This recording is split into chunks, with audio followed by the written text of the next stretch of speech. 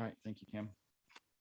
Good morning and welcome to the special meeting of the Board of Supervisors of El Dorado County held this day, Monday, April 19th, 2021. And we are back in the dais, at least to start out with, at the dais.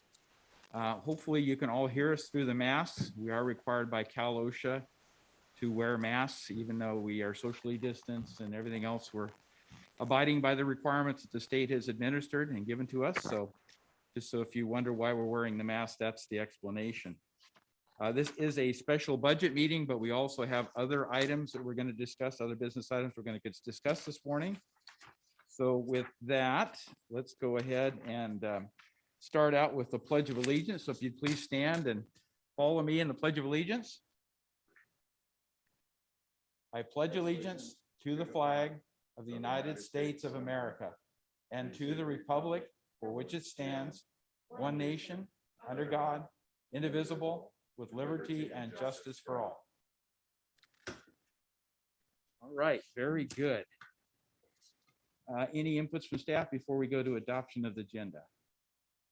No, Mr. Chair, I do have some opening comments before we get into the items, but we can adopt the agenda first, please. Okay, very good. So with that, is there any comments from supervisors, board members on the agenda, the adoption of the agenda before we open up for public? No changes. Okay, not seeing any. Then Kim, would you please open it up for public comment on adoption of the agenda? Now taking public comment on adoption of agenda. Please make sure you unmute yourself when called upon. Individuals will have 3 minutes to address the board.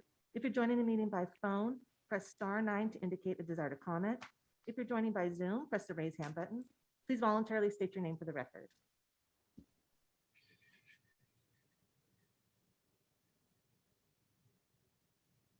There's no public comment. All right, thank you, Kim. I move to adopt the agenda. Thank I'll you, second. Lori. We have a motion and a second, moving right along. Let's have roll call, please, Kim. Supervisor Heidel, how do you vote? Aye. Supervisor Turnbull, how do you vote? Aye. Supervisor Thomas, how do you vote? Aye. Supervisor Parlin, how do you vote? Aye. Supervisor Novosel, how do you vote? Aye. Motion passes 5-0. Thank you for that. So Don, do you have any comments at this point then? Yeah, thank you, Mr. Chair, and good morning, board members. We have, over the past few months, we have had multiple discussions with the board leading up to our budget process and trying to lay a foundation of significant policy issues the board should keep in mind and consider as we head into your approval of the recommended budget, which will come in June. This is the last public meeting we will have before the CAO's recommended budget book comes out. And there are several items here that they do relate to the budget. And the first one we will be hearing is on the juvenile halls. And, you know, some are asking why is it on today? And there's 2 reasons. One, this is a major policy issue this new board has not talked about yet. That does have significant budget implications, no matter which way you go. And we felt it was important to get that update and put that in the context of the overall budget as you think in your own minds what you'll be supporting and what priorities you want to approve or not approve as we head into the budget process, because we're talking $4 to $8 million of general fund here, depending on the alternative. And the decisions aren't going to be made today, but we felt it was important for especially the new board members who haven't heard this conversation yet, to have that reference as we go into the final recommendation in the next couple months. So that's why we're here. And we'll, Mr. Chair, if it's okay with you, my thought is we'll just go in order as they're on the agenda. Very good. And we can begin now. All right, so Kim, if you'd read item 1, please. Item number 1 comes from the Chief Administrative Office, Facilities Division, recommending the board receive an update on the Senate Bill 81 Local Youthful Offender Rehabilitative, Financing Program, New Placerville Juvenile Hall Facility Project, and provide direction on how to proceed. All right, good morning. Laura Schwartz, Chief Administrative Office. Dawn has asked me to kind of walk through some of the background on this project. I know we have some new board members that maybe are not as aware of the background on this project. This project has been going on for a while. Back in April of 2015, the county was actually awarded a grant of 9.6 million from the Board State of Community Corrections. Initially, that $9.6 million grant was for a 40-bed facility, a new juvenile hall here on the West Slope in Placerville. At that initial time, our cost estimate for that 40-bed facility was close to about $21 million. The county did set aside, in addition to the 9.6 million, we did set aside an additional $1.2 million in general fund. So at that point, we had a total of about 10.8 million that we had set aside and identified, knowing at that point that we still had a pretty significant gap. In March 2016, Chief Probation Officer Brian Richard did submit a scope change, and we reduced that 40-bed facility down to a 20-bed facility to try and get those costs a little more manageable. This project, there are a lot of agencies that are involved in this grant. We have the Board State of Community Corrections, the Department of Finance, the Department of Justice. So the timing on this, you're going to see this timeline really stretches out as we work with all these agencies. So in June of 2017, we did finally receive our project establishment through the Board State of Community Corrections. And so that's kind of the kickoff point where we really start getting into the nuts and bolts of moving forward. And at that point, again, it was scoped at a 20-bed facility. Between June 2017 and November 2018, still going through this process, the Department of Finance finally gave their approval in November of 2018 for us to proceed with the project. In February of 2019, we came back to the board. The board did authorize the construction of the 20-bed facility. In addition, at that time, we talked about the closure of the Placerville Juvenile Hall. That was to be effective in June of 2019.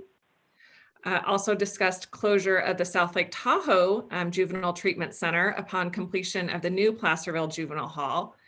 And the board directed staff to explore alternative uses of the South Lake Tahoe Juvenile Treatment Center. A little bit of background. I'm sorry, was there a question? Okay. A little bit of background on that South Lake Tahoe Juvenile Treatment Center. That was actually built constructed and completed in 2004. And a part of that building, we did use a grant that we had received from the Department of Justice. So that facility was built with about $4 million grant. Part of the strings attached to that grant was the Department of Justice did have an interest, or does actually currently still have an interest in that facility. And the terms of that grant, we are required to utilize that facility as a detention center through 2034 based on that initial grant. In January of 2020, we came back to the board again. The board authorized the use of the design build process for the new Placerville Juvenile Hall, as well as the release of a request for proposal for bridging documents with an architect. It's kind of the first step in that design build process. At that time, we also talked about an alternative of working with the Department of Justice to basically try and buy out the interest that they have in the South Lake Tahoe Juvenile Treatment Center. That would cost the county about $4 million. We can buy out that interest, and then there's the potential to be able to reinvest that funding into the new Placerville Juvenile Hall. That does a couple of things. I mean, one, it allows us kind of discretionary use now of that South Lake Tahoe Juvenile Treatment Center. We would not be required to utilize that as a detention facility. And it helps bridge the funding gap that we have on the existing Placerville facility. So in regards to funding, the Placerville facility, we currently estimate that construction cost at about $16.6 million. And I want to be very clear that that really is an estimate. We haven't looked at numbers in over a year on this facility. So that's our best estimate at this point. At this point, the county has identified $12.5 million. So we have set aside that amount. That includes that initial $9.6 million grant, as well as about close to $3 million in general fund that has been set aside, which includes that initial 1.2 million, as well as about 1.7 million that was set aside related to savings with the closure of the Placerville Juvenile Hall. So right now that leaves a funding gap of approximately $4.1 million. So if we were able to utilize that funding from buying out the South Lake Tahoe JTC, we could apply that towards this funding gap. That grant at the Juvenile Treatment Center, it's the Violent Offender Incarceration and Truth in Sentencing Grant. We call them the VOITUS funds, quite a mouthful. One of the outstanding issues right now is we are still waiting to hear back from the Department of Finance to determine if they will allow us to reinvest the funds into the Placerville Juvenile Hall. Because the Placerville Juvenile Hall, those grant funds are related to a bond sale, we need to make sure that it is allowable for the Department of Justice to have an interest in the new facility, which they will be required to have if we reinvest that $4 million. So at this point, we're trying to set up a meeting with the Department of Finance. We've been going back and forth for several months to try and answer their questions to see if we can get a clear answer on if we can move forward with reinvesting those funds. With that, if there aren't any other questions on the background, I can get into what the Chief Administrative Office is currently recommending.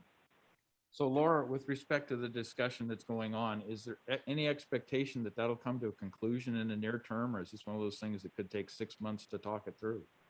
We are really hoping, as I said, we've kind of been exchanging emails at this point, and unfortunately we don't even have a direct link with the Department of Finance. We're working through the CDCR. So at this point, our next step is going to be to actually request a meeting with the Department of Finance and see if we can get that set up, hopefully within the next few weeks. It's difficult because they don't meet that often, trying to get the correct contact through them. This seems to be, there seems to be maybe a new concept for them. So they kind of keep asking the same question over and over. So I think a face or a Zoom meeting may be in order to see if we can clear it up. Very good, thank you. Any other questions from board members relative to Laura's discussion? We obviously have the write-up and it contains all the information she recited there, so. Not at this time. Okay. All right. Very good. Okay. Go ahead. Thank you, Laura. So I'm assuming that our Chief Probationary Officer wants to weigh in at some point. Brian, are you next? Well, I I'm going to actually go think ahead and, Laura has some additional comments. Okay. yeah, I'm going to go ahead and share my screen, and I'm going to go into the options that the Chief Administrative Office is recommending. Okay. Thank you. Okay. Hopefully you all can go ahead and see this chart. So there's kind of 4 options that we wanted to walk the board through. Our first option, which is what we are recommending at this time, is once we hear back, and if we do get the green light to go ahead and reinvest the Department of Justice Laura, we're going to grant. present a chart. I'm looking at the staff memo and it's got the options there, but was there a chart that highlighted the 4 options? Yeah, I don't see it at all. It's not showing on the screen? No, it didn't come through. Let me try again.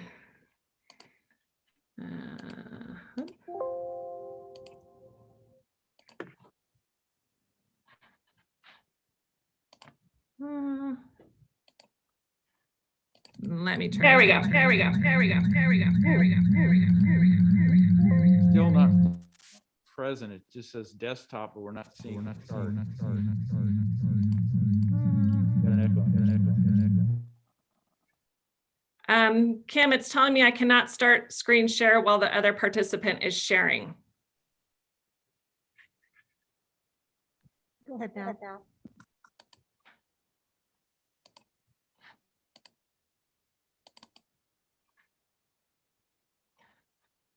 There, we got it. Thank you. Okay. Sorry about that. Not sure what the. Okay, so our option 1 Sorry, let me try and move mine on the screen here so I can see it. Our option one, which is what we are recommending, is if we do get approval to reinvest those Department of Justice grant funds into the new Placerville facility. And this is kind of how it breaks down. So we have our one-time project construction costs. That includes the initial grant funds of 9.6 million, our initial general fund set aside of 1.2 million, the designated reserve of 1.7 million. And then if we're able to reinvest the funding, the 4 million from the Department of Justice grants, that gets us to that 16.6 million. Now, again, that is an estimate, could be more. We're hoping that it's close to that amount. So, we've basically utilized about 9.6 million in grant funds and the rest essentially out of the general fund. That would also assume that we do shut down the South Lake Tahoe Juvenile Treatment Center. The operating costs for that annually right now are about $3 million. So basically that operating cost would shift to the Placerville facility. So we would see ongoing costs of about $3 million. Our option two, which is not recommended, if the reinvestment of those Department of Justice funds are not approved, we would potentially have to operate 2 juvenile detention facilities. So again, we have the same funding scenario. I mean, that $4 million still has to come from somewhere, except now instead of being able to reinvest it and buy out the South Lake Tahoe Juvenile Hall, we're essentially just investing it in the Placerville Juvenile Hall. We're still running both operations. So now we have an annual ongoing cost of $6 million versus the $3 million. Again, option three, this is not recommended, but an option. In addition to buying out the so if the Department of Finance does not approve reinvestment of the funds, but yet we still basically want to close down the South Lake Tahoe Juvenile Detention Facility, we would have to spend $4 million to buy out that grant. And then in addition to that, we would still have to find another $4 million to fill our funding gap to get us to the 16.6 million. So essentially that one costs us 20.6 million because we have to buy out and we aren't allowed to reinvest the funds. So we have to come up with another $4 million. But then that reduces our ongoing costs because by buying out the South Lake Tahoe JTC, we are able to utilize that in a whatever manner we wish, and we don't have to incur that $3 million in annual operating costs. And option four, which basically would be the CAO's alternative recommendation if the Department of Finance does not allow us to invest the funding, would be honestly to return the grant funds and discontinue the new Placerville facility while continuing to operate the South Lake Tahoe facility. And that would be at a cost of $3 million annually. Are there any questions with these options or recommendations? Board questions? I have a question, Laura. Mm-hmm. On option 3, I'm just trying to get my head around it. I know it's not one of the recommended, but potentially what we're saying there would be we would be getting the South Lake Tahoe building for $4 million to use however we want. Would that be a good use of $4 million in that area for government buildings? Would that building be usable enough for, because we have needs, we keep talking about relocating things up in Tahoe. So would that be a good use of $4 million potentially in the big, how we're moving facilities and stuff, or is that building not reusable enough to do what we might want? Does that make sense? Yes, I think there are definitely options around that building. So I think that $4 million, it's worth investing into it to give us the discretion to utilize as we want. And then that also reduces your ongoing operating costs of the $3 million. So you'd very quickly make that up. Okay. So in my mind, we don't want to totally throw that off the table yet. It's still too early. There's a lot of ifs going on still right now. So, okay. Thank you. Yes. I had a question. The $16 million now estimated to put in the Placerville facility. How tight are we on that? It's been a while since we had that discussion. I recall there being a presentation at one point, it seemed like, and I just don't recall, was there contingency in there in case there were overrides? It sounded like we were really not sure. I hate for us to start committing into option one and then find out that we're way under budgeted for this. Well, unfortunately, I'd say that number's pretty loose. We're still fairly early in that process. We don't even have our bridging documents. We have not released that RFP. We really have kind of put a hold on this project until we kind of get that answer back from the Department of Finance and look at that funding alternative. So, I mean, that number is going to continue to be refined the more, the farther along we move. I should also mention through all this, we have been working with the BSCC to get extensions on our grant, because initially we were supposed to have issued a notice of proceed and started construction on the facility back in October of 2020. So at this point, we do have an extension through October of 2022. Okay, yeah, I just, before we start committing any of this, I realize this is just a broad overview, but I don't want the board committing to anything, obviously, until we have better numbers, but I realize this is all a part of that process. Thank you. So Laura, I had a question on option number 4. It really comes down to the availability of grant funds in the future.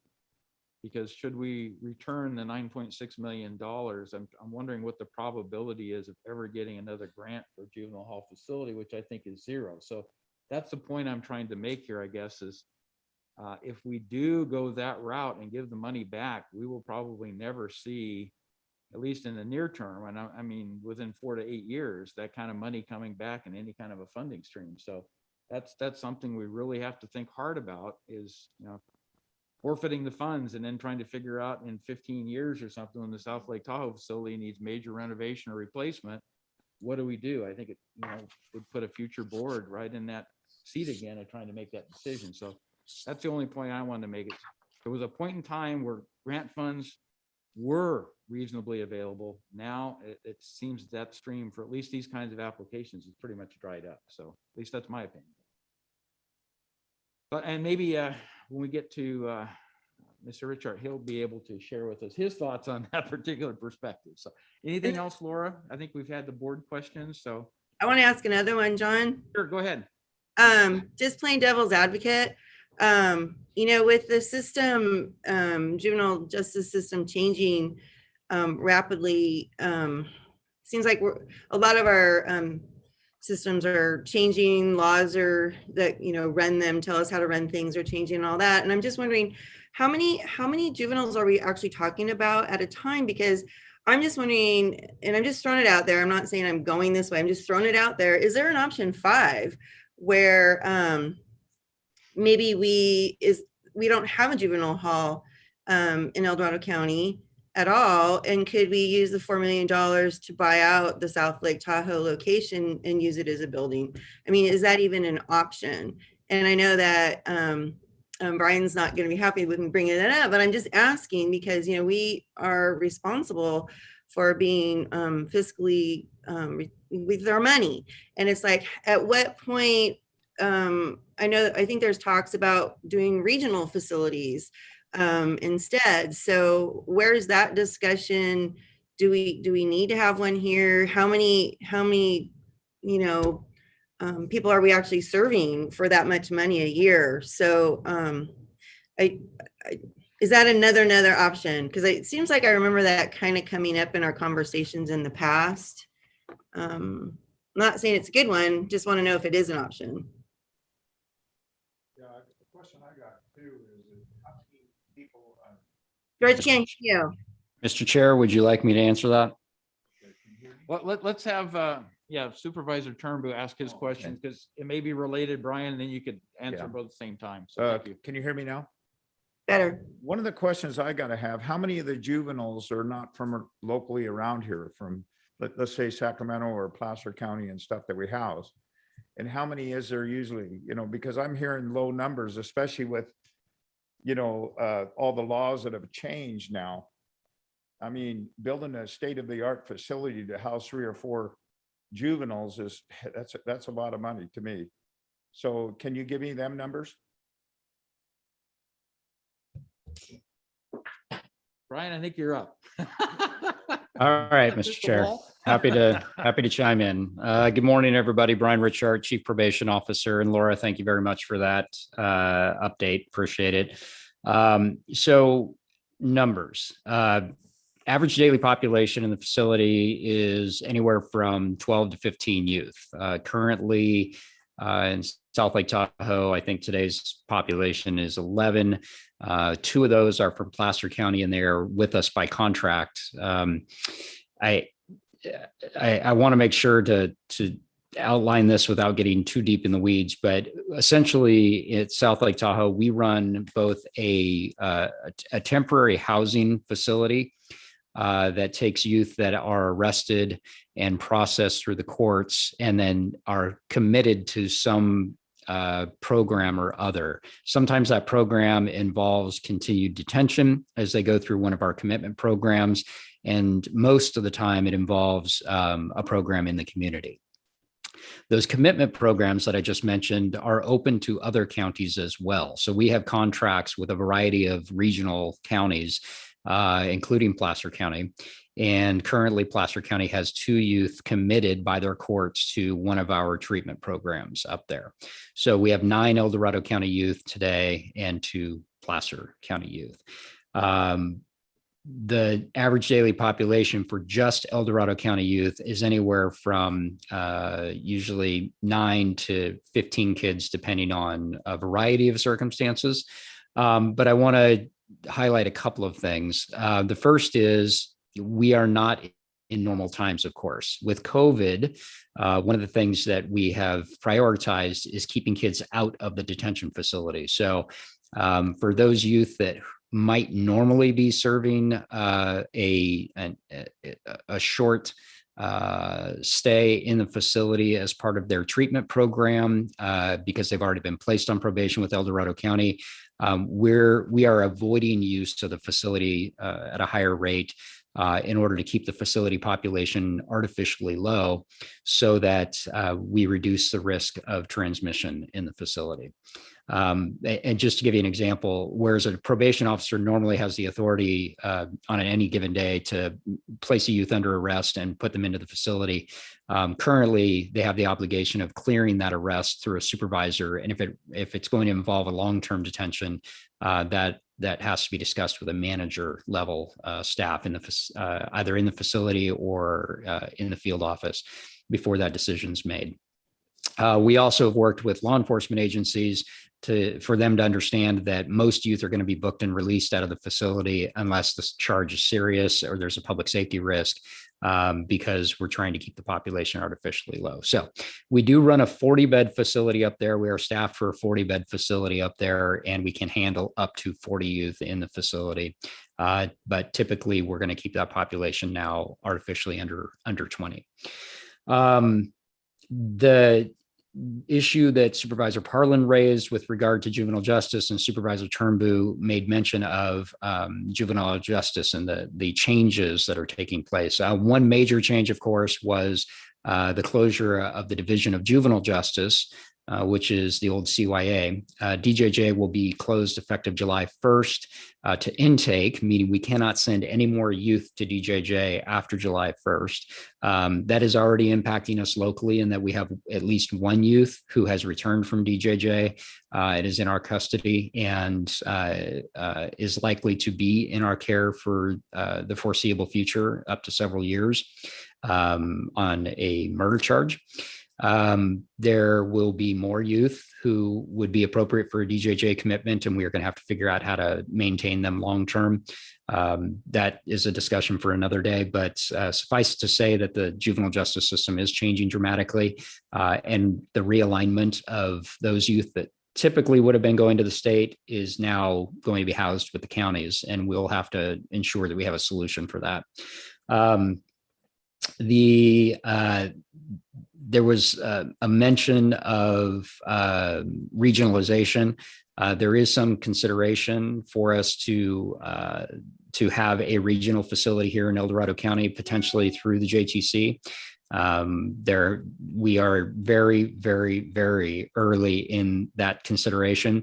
There are so many unknowns in that concept that we won't be able to come up with a recommendation or anything for the board to even put its eyes on for at least several months. So certainly keeping the CAO advised as we move along, and when he thinks it's appropriate, then we'll go ahead and bring something forward for the board to think about, if it even looks like it's something that we should be giving consideration to.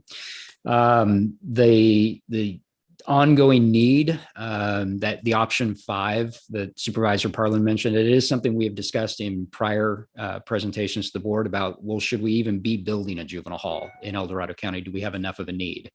Yes, we have enough of a need. And yes, we could farm all of those youth out to another county. So we could move youth to Placer County. Nevada used to be an option, but Nevada shut down its juvenile hall. Sacramento County would certainly be an option. Neither of those would I recommend, but they are certainly open for the board to give consideration to. The same reasons that I would not have recommended them or did not recommend them a year ago and 2 years ago. So those same reasons still exist as to why I wouldn't recommend it today. There's still a cost attached to it. It's less than what it costs to run a juvenile detention facility, obviously. But then it becomes a values issue as to how you want to handle juvenile justice cases in El Dorado County. So we can certainly have that discussion again. Certainly don't want to get into the depths of it right now, unless, of course, one of the board members wishes to do that. But suffice it to say, it's not something that I would recommend. So I will stop there and see if there are any additional questions. Wendy has some questions, and I do too, but go ahead, Wendy. Good morning, I just- Brian. Sorry, go ahead. You hear me okay? Mostly, yeah, it's a little quiet. Okay. Sorry, we're all getting used to this new system here today. Yeah, Um, sounds good. Can you get closer to a mic or something? It is a little difficult. All right, how's that? Is that better? Ah, there it is. It was, yeah, Thanks, Lori. Okay. thank you. You answered a lot of my questions just now, Brian. But I think we don't need to get into the weeds, but I'd like just a little more clarity. From your experience, do you see a vast difference from the youth detained here in El Dorado County to those in other, regions, especially Sacramento and those more urban areas? Because I think if we're thinking about regionalization versus serving our youth here, obviously it's a policy decision as to what's best for our youth and their families. So do you see vast differences between, urban populations and ours, that if our youth were to be treated in those facilities, it may have a longer term negative impact on them? Yeah, one of the major differences between youth in Placer County, Sacramento County, and El Dorado County is that El Dorado County doesn't currently and really hasn't for a long time dealt with an entrenched gang mentality. That's something that we see more in urban environments, obviously, some rural environments as well. It just doesn't happen to reside in our rural environment. So that's one major difference.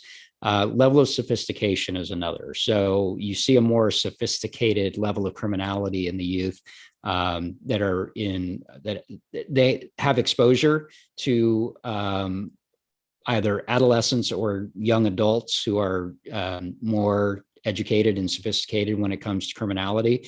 So that is an issue as well. And so one thing that has been a universal truism in corrections for some time, especially in juvenile corrections, is when you have higher risk youth populated with lower risk youth, and by risk, I mean risk for recidivism, risk for criminality, the lower risk youth do often get worse. They do become higher risk.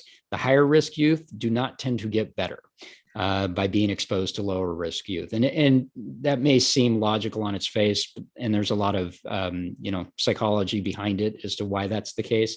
But the reality is that's an ongoing truism. So the idea of exposing our kids to more sophisticated youth and kids that are more gang entrenched is not something that I would recommend. Thank you. That's very helpful. Also, you certainly alluded to it in your presentation as well as the staff report, but with the changes of us needing to handle the more violent offenders, will the building needs, have our building needs changed drastically from the South Lake Tahoe facility as to what we could create with a brand new facility? I mean, would that be helpful in our treatment moving forward? Be able to start over and create something that's relevant to today's needs? Yeah, a couple things that I would say on that. And I've made this statement before about the facility in South Lake Tahoe. The facility in Tahoe is relatively new in corrections terms. I mean, if you recall, our facility in Placerville that was mothballed was built in 1971, which is not uncommon in California. That actually still, those are some facilities. There are facilities out there that are that old. The facility in Tahoe, however, regardless of its relatively young age, was built in what I would refer to as a bit of an antiquated model. It was built on a light jail model. And so when you tour the facility, when you look at the podular design of it and the lack of programming space, the two tiers, the steel doors and concrete interior, it's fairly Spartan and it doesn't program well. So our staff do a phenomenal job with the space that they've had. They learned to re-engineer the space for different purposes, but it's less than ideal. To build a facility in a modern context, think of it more like a hardened college campus than anything else. It would look more like a building you would see on a college campus, more than a building you would see in a detention environment. The security measures all live behind a softer facade that give the impression of, a place you would feel more warm toward is probably one of the words that I would use to describe it, more comforted in. So relative to what we know about what really works in juvenile justice when it comes to programming youth, yes, the idea of being able to build something that we can from scratch build in a way that actually speaks to what youth need for rehabilitation is a much better idea than what we work with up in South Lake Tahoe. Again, what's up in Tahoe is extremely functional. It is a medium security facility, so it definitely can contain high risk, high need youth, but it's less than ideal for programming. And I hope that answers your question. Excellent. And then last question, and I have to ask it. We have a 40-bed facility in Tahoe, proposing building a 20-bed facility. Is that the right number for our needs in the future? So I don't see a future where we need 60 beds. I see a future where we need a variety of alternatives available to us. And I could see running somewhere between 10 and 15, maybe up to 20 beds in Tahoe under certain circumstances, especially if we were continuing to run a regional facility up there. And then the 20 beds in Placerville, I think, will more than meet our ongoing short-term detention and medium-term programming needs for the region. By the region, I mean for El Dorado County. I think that I could see that is the right mix for us. And incidentally, I keep referring to a regional approach as a future approach. We actually, as I mentioned earlier, because we do take youth from a variety of other counties within the region, we run a regional facility right now. It's just not referred to as that. But because of the way that we've worked in that facility, it's been a regional facility for some time.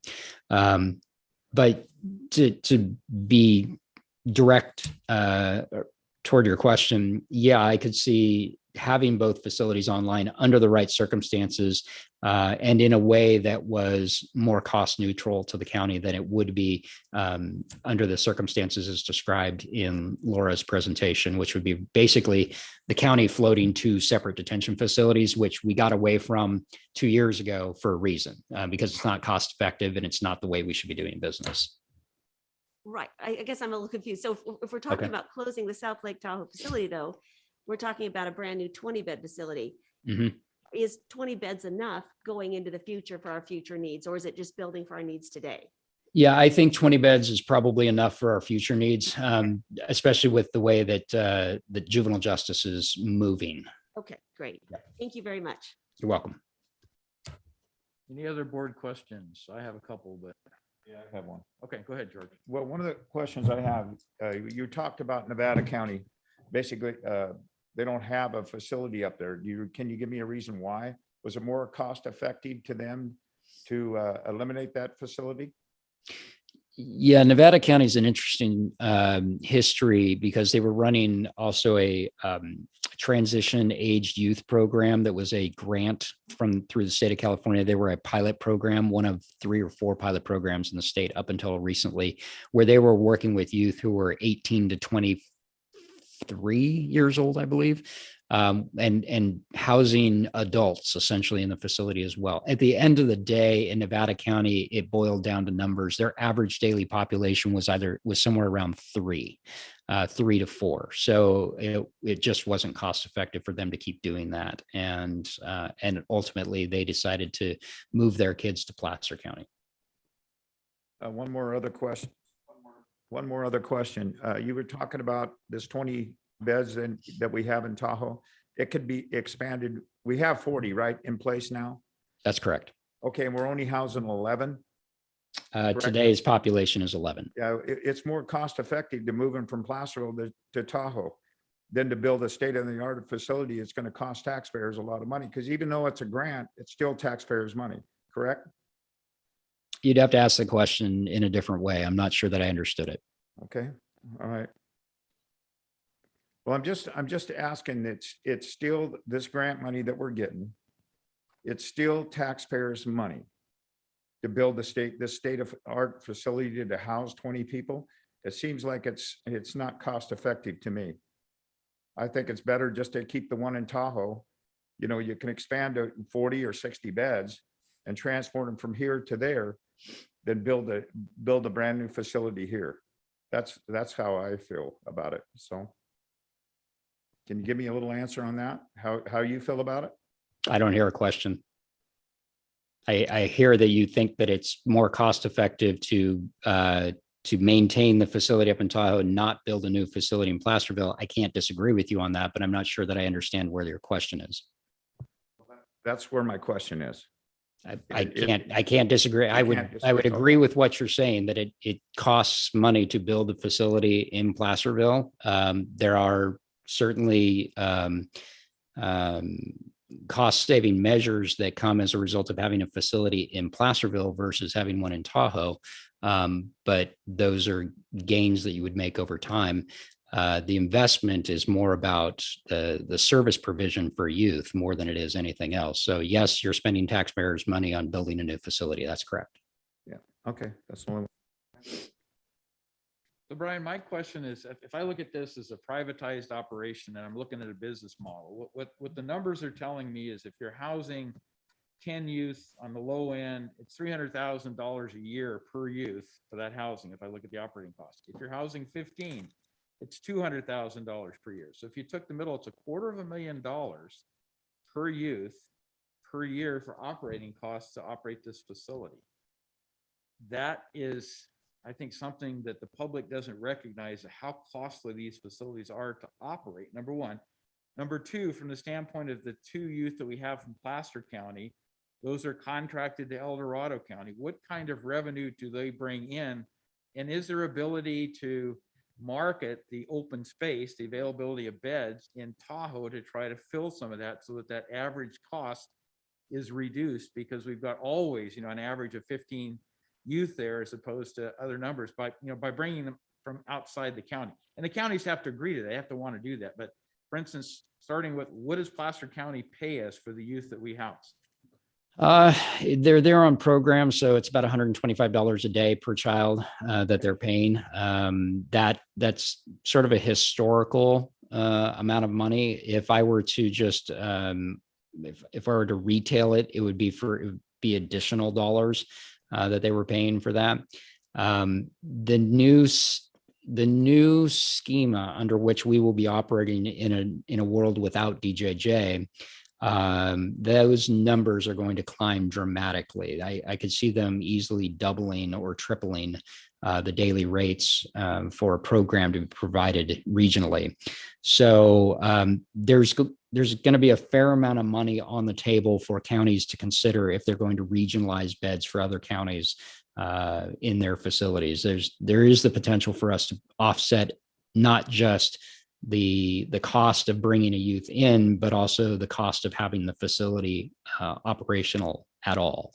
So that those schemes still have to be developed. Again, we're in the very, very early stages. The CAO could share with you from the CAO's the statewide CAO perspective where the conversations are, but from a chief's perspective and the statewide chief's conversation, we're very early in those discussions right now.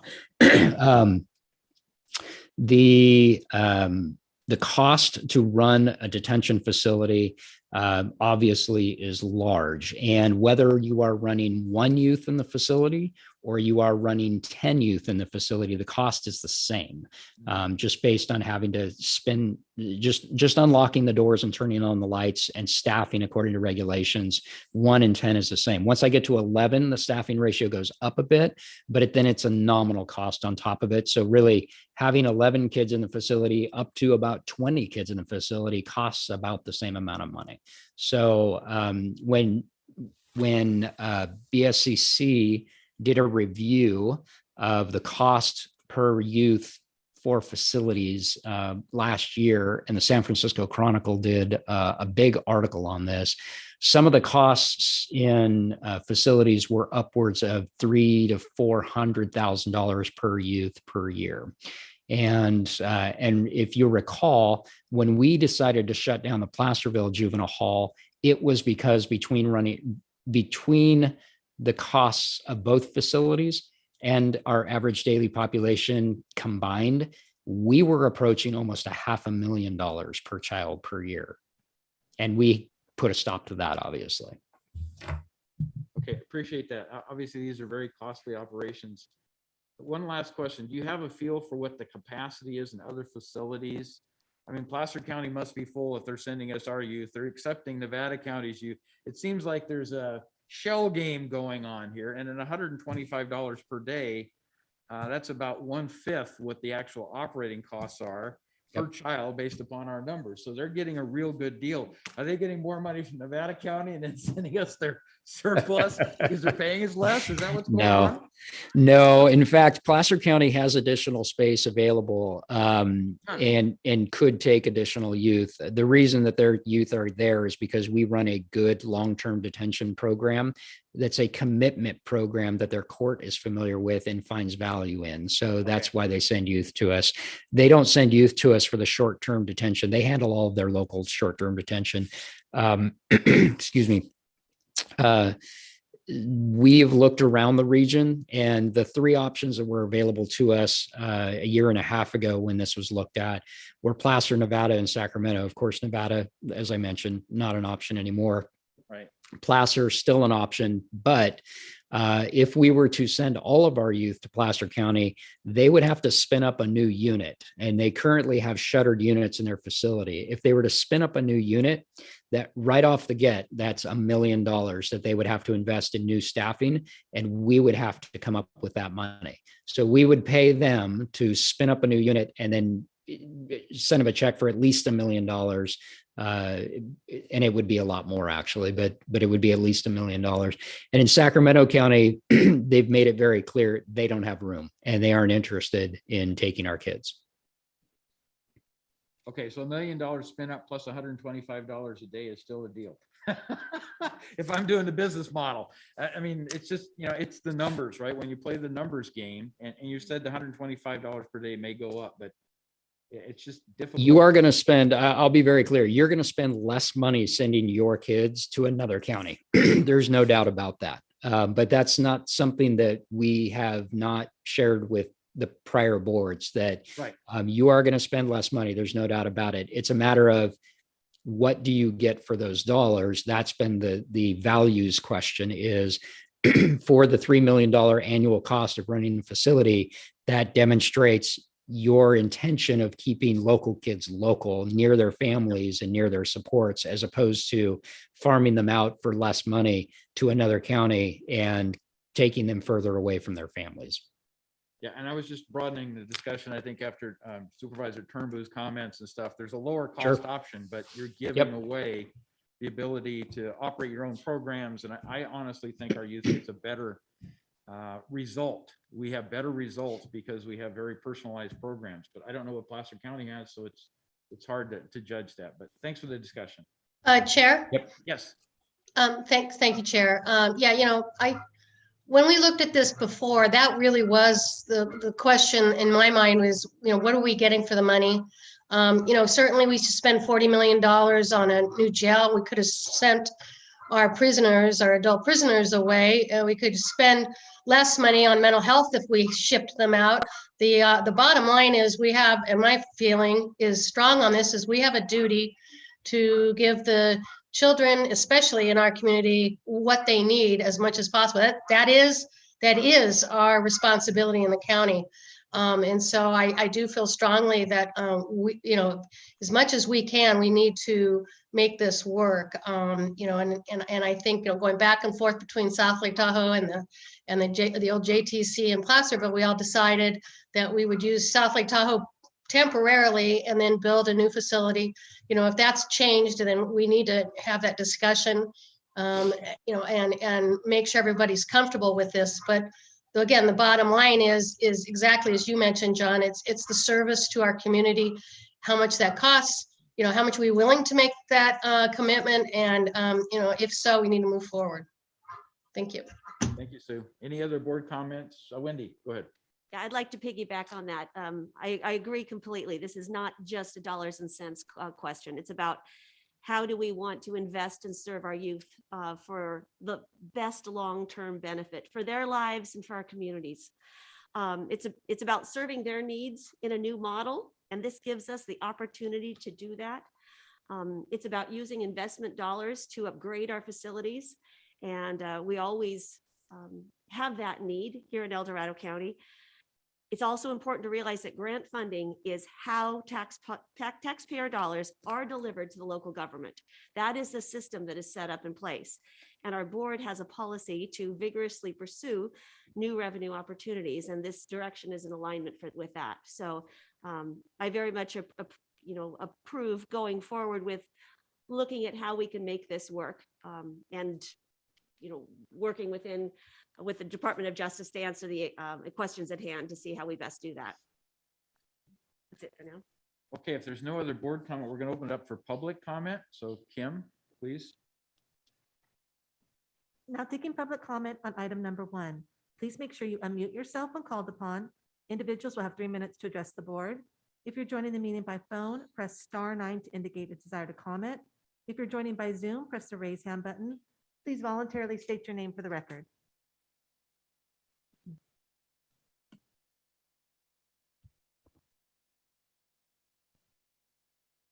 There's no public comment. All right, back to the board. I think we're looking for direction here.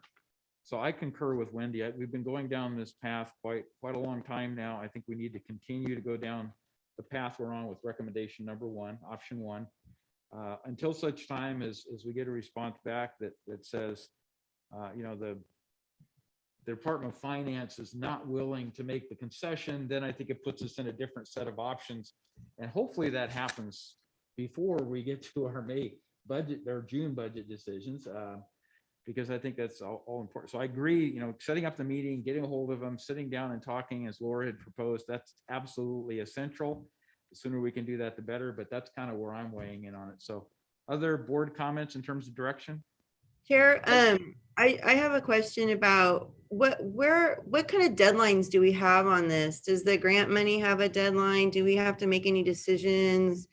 You know, that kind of thing. How long can we wait to get a decision on the 4 million and all that? What are we up against anything? We are up against right now that October 2022 deadline. And that deadline requires us to have issued a notice to proceed to a construction company to actually, begin construction of the facility.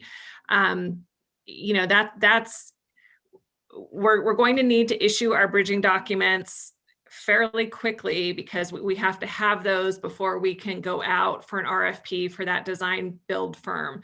And that process can sometimes, take a year. So, I think we have a few months right now to try and go ahead and get this answer back from the Department of Finance.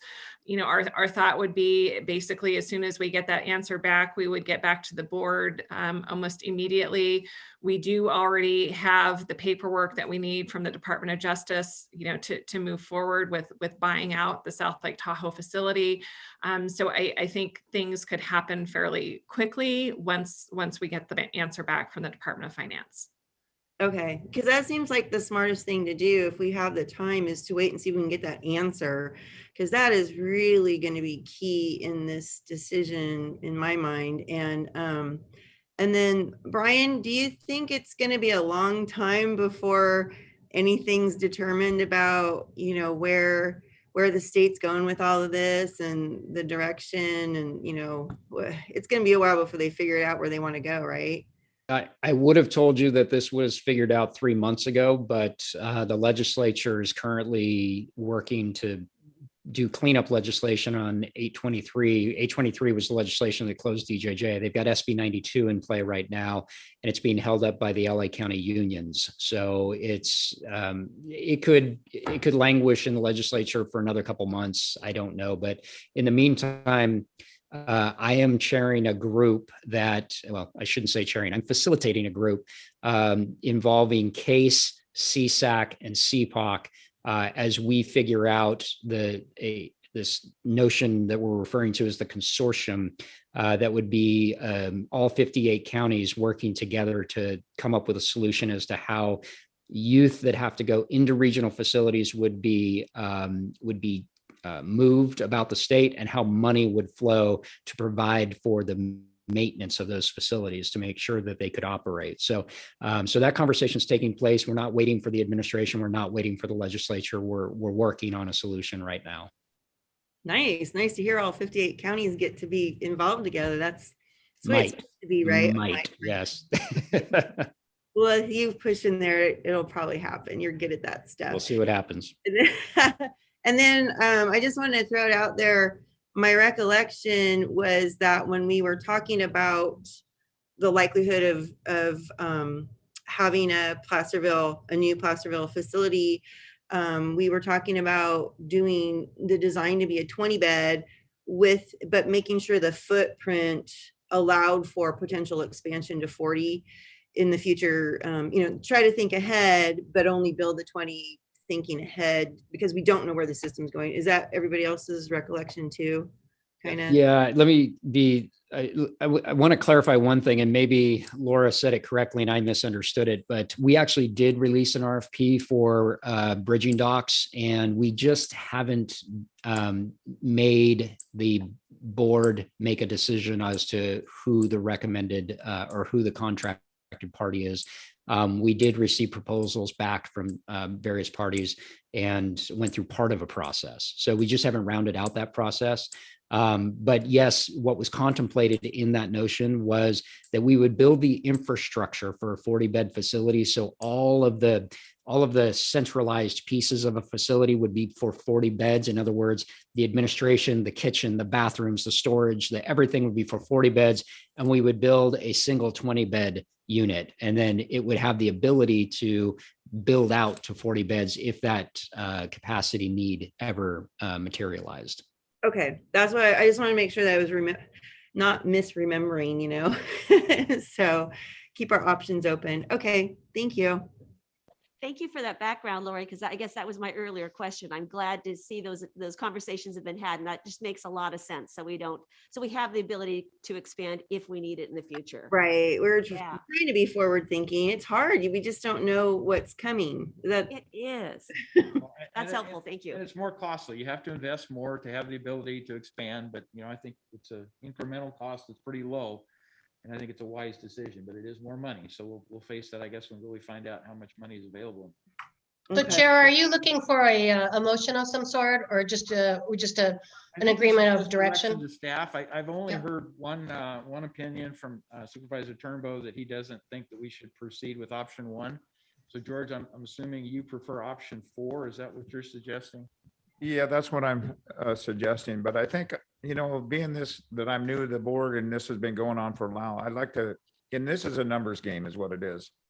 And I would like to make sure that I have all the stuff in front of me, especially how many we house right now, and especially when it comes to that facility, how much it's going to cost, because if it's going to cost us more, down the road, especially when we start building, and it's what is going to be another 5, or is it going to be another $10 million that we don't know about?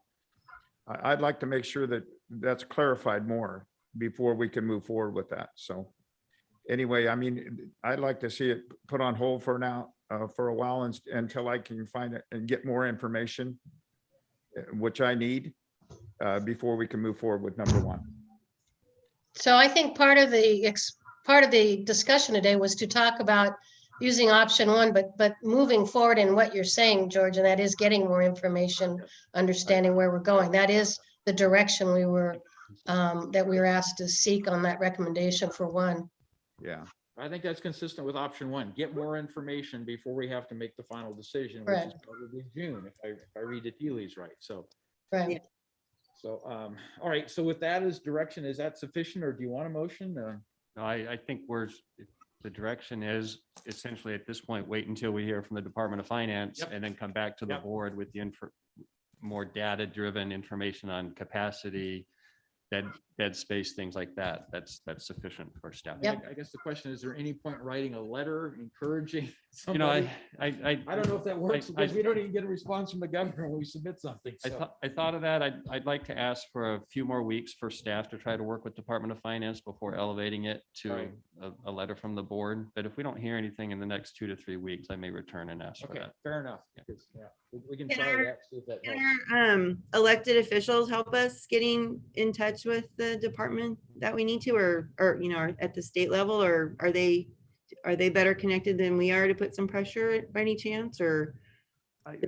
Maybe. I think I would like to give staff a little more time to handle it through the normal channels before Okay. elevating it above that process. I did talk to Chief Richard last week through his role on CPOC. He's going to try to get some conversations with Department of Finance. So we have a couple things to try to work out, I believe, before elevating it. All right, Okay. but if you're not successful, we'll hear about it in a couple of weeks, and then the board can Absolutely. decide to write a letter with versions of that sent out to all of our Right. representatives at the state level, state senators, state assemblymen that represent El Dorado County, and see if that helps. But Right. okay, And then one last thing is, Laura, was your PowerPoint slide attached to the Legistar by any chance? Not in that quite exact format, but yes, there should be a chart attached that looks like that. Can we have the one that you used today though? Because it was really easy to read and follow, and it was easy to share. And the other one was a little bit, wasn't formatted. The one you showed today was beautiful, and I want to be able to share it. Sure, we can get that attached. Thank you. okay, with that, I think we're concluded with item 1, and so Kim, if you'd read item 2. Item 2 comes from the Chief Administrative Office, Facilities Division, recommending the board consider the following pertaining to 300 Fair Lane, Placerville.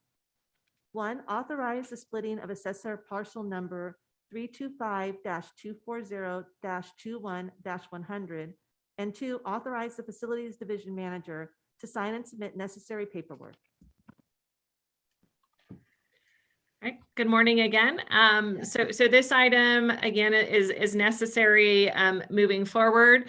And the way that the bond documents are structured, we don't want to, currently our entire county campus is on one parcel. So we do not want to encumber our entire county campus.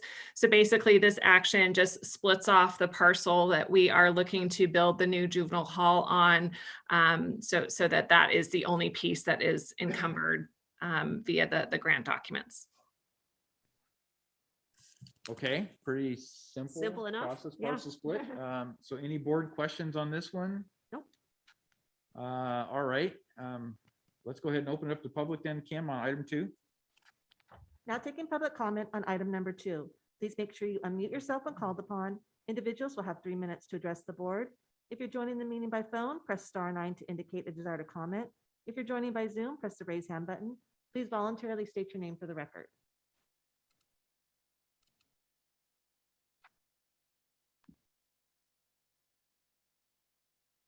There is no public comment. Okay, we'll bring it back to the board. And this one looks like we're authorizing the facilities division manager, so I do think a motion would be appropriate. I'll move staff's Yeah. recommendation. Okay, second.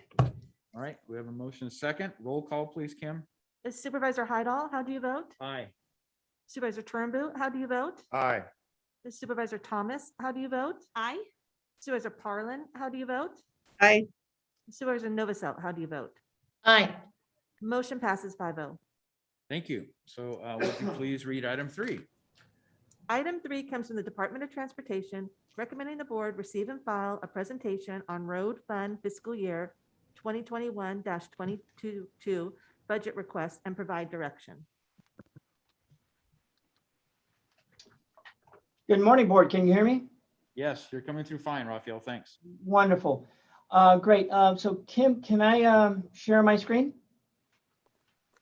Yes, you can, or I can, whatever you prefer. Okay, I'll go ahead and do it. So good morning, board. Rafael Martinez, Director of Transportation here for El Dorado County. Let me go ahead and share my screen.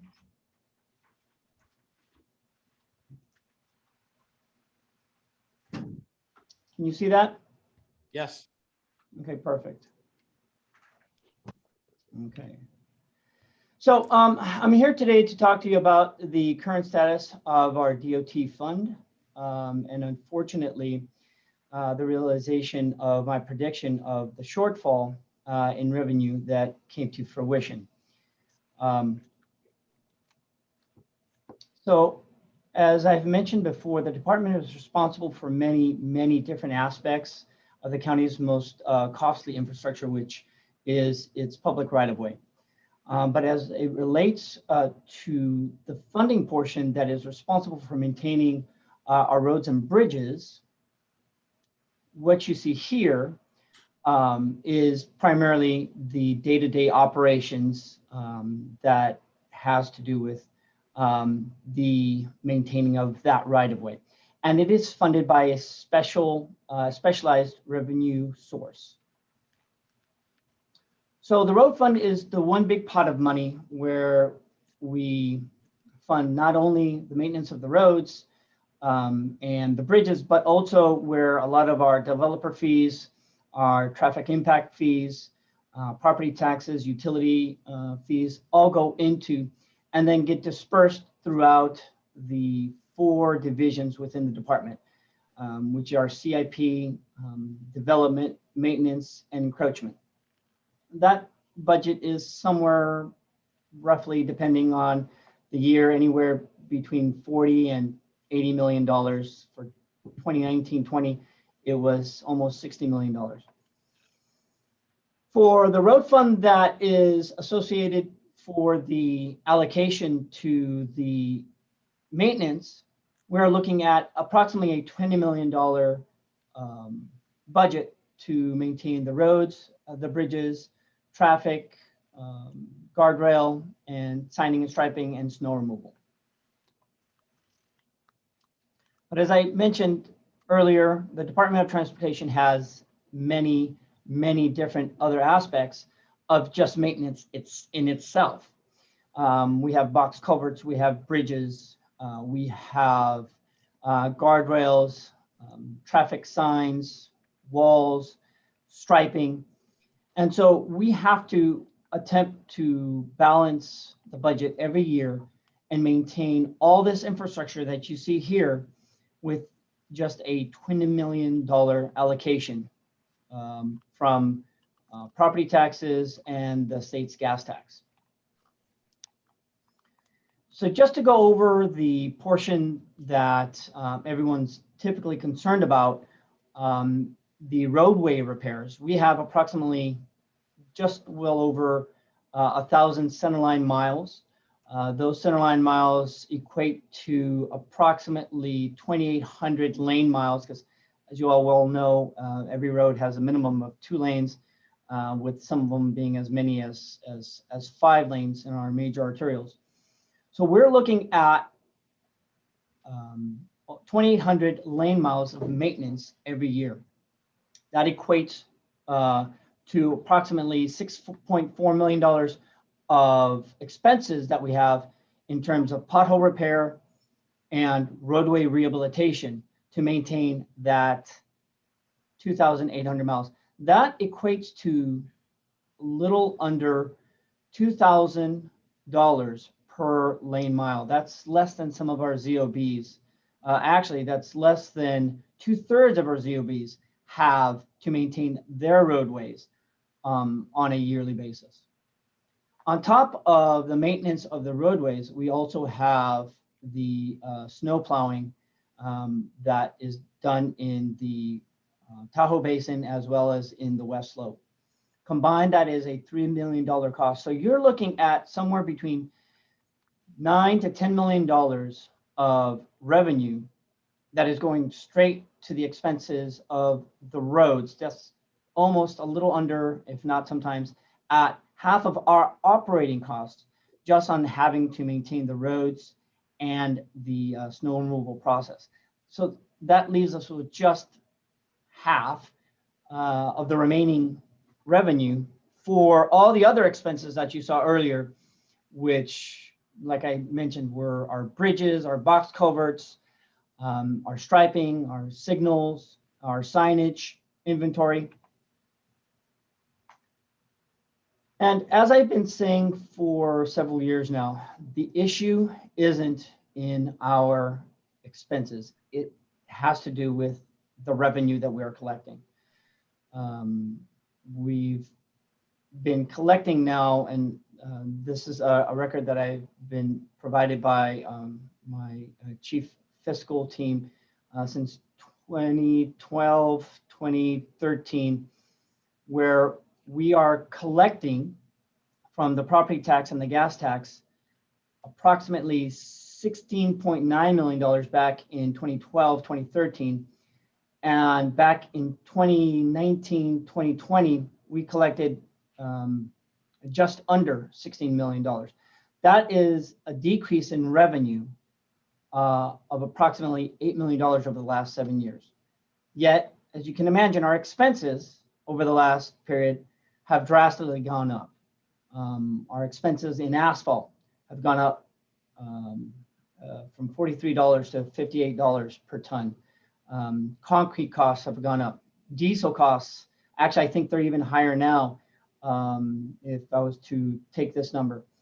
You're looking at an overall increase of approximately 35% since 2013 in our expenses, which is why you see our fund balance down at the table down in the bottom drastically being impacted year over year because of this, due to the fact that our expenses have been going up and our revenue has been practically staying the same, if not going down.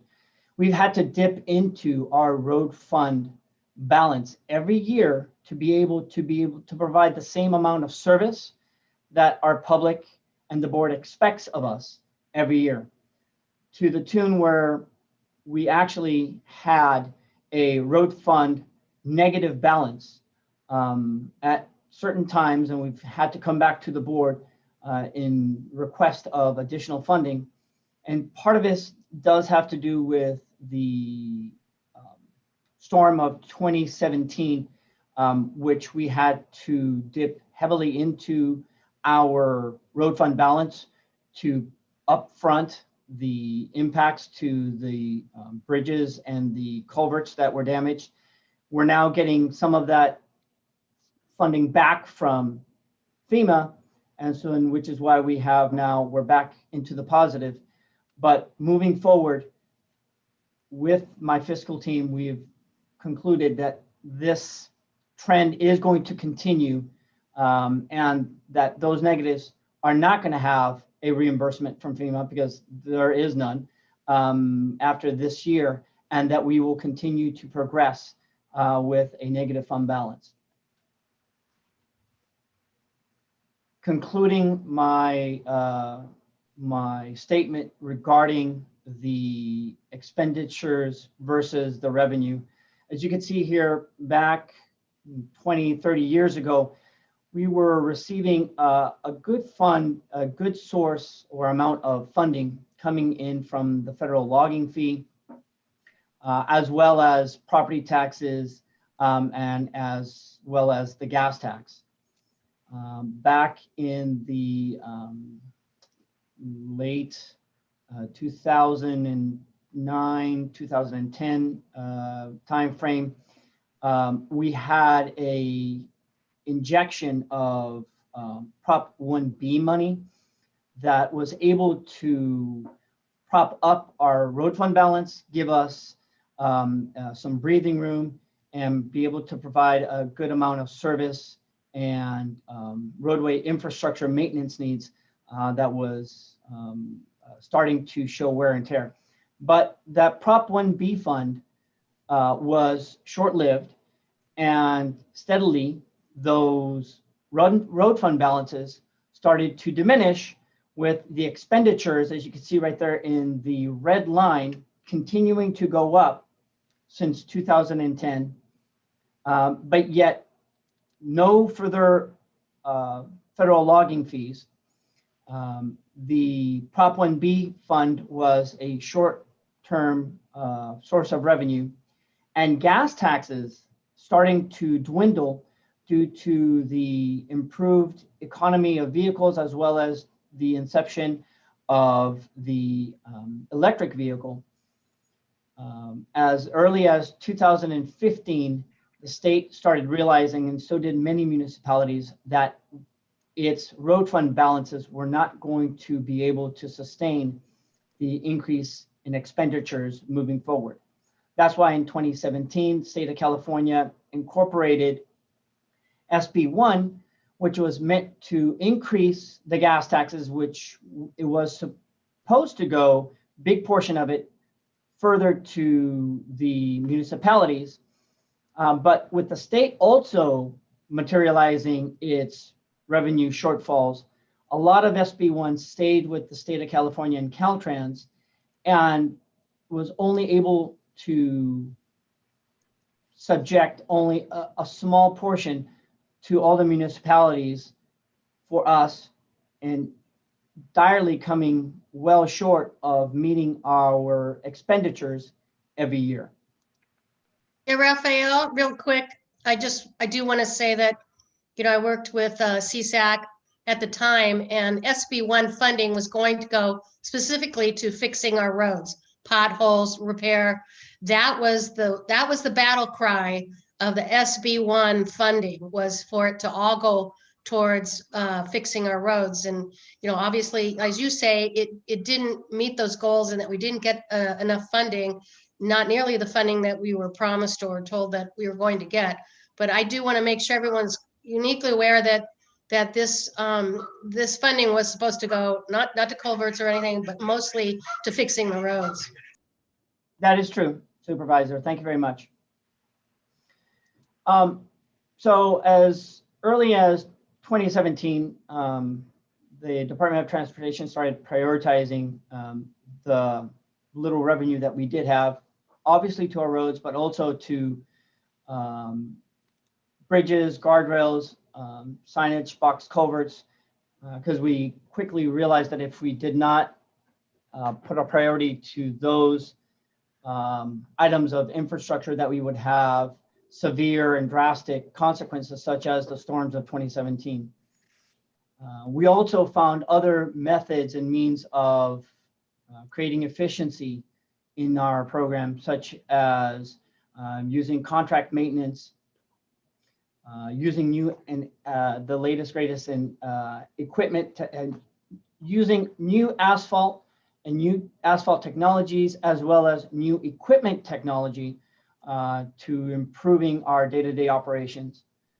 A big part of the reduction in DOT costs came from the number of staff, whereas before we used to have 83 maintenance staff just strictly for the roadway portion of our day-to-day operations.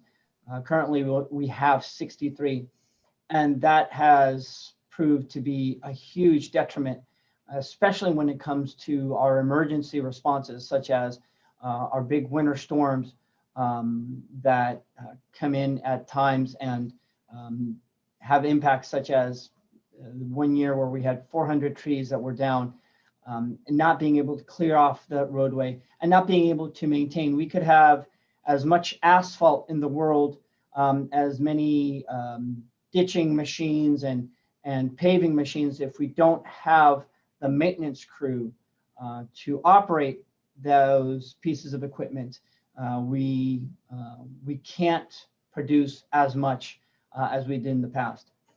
And furthermore, we looked into reducing our overhead by cutting staff's efficiencies in other non. Don Ashton sent me I don't know, he sent me something about the evaluation.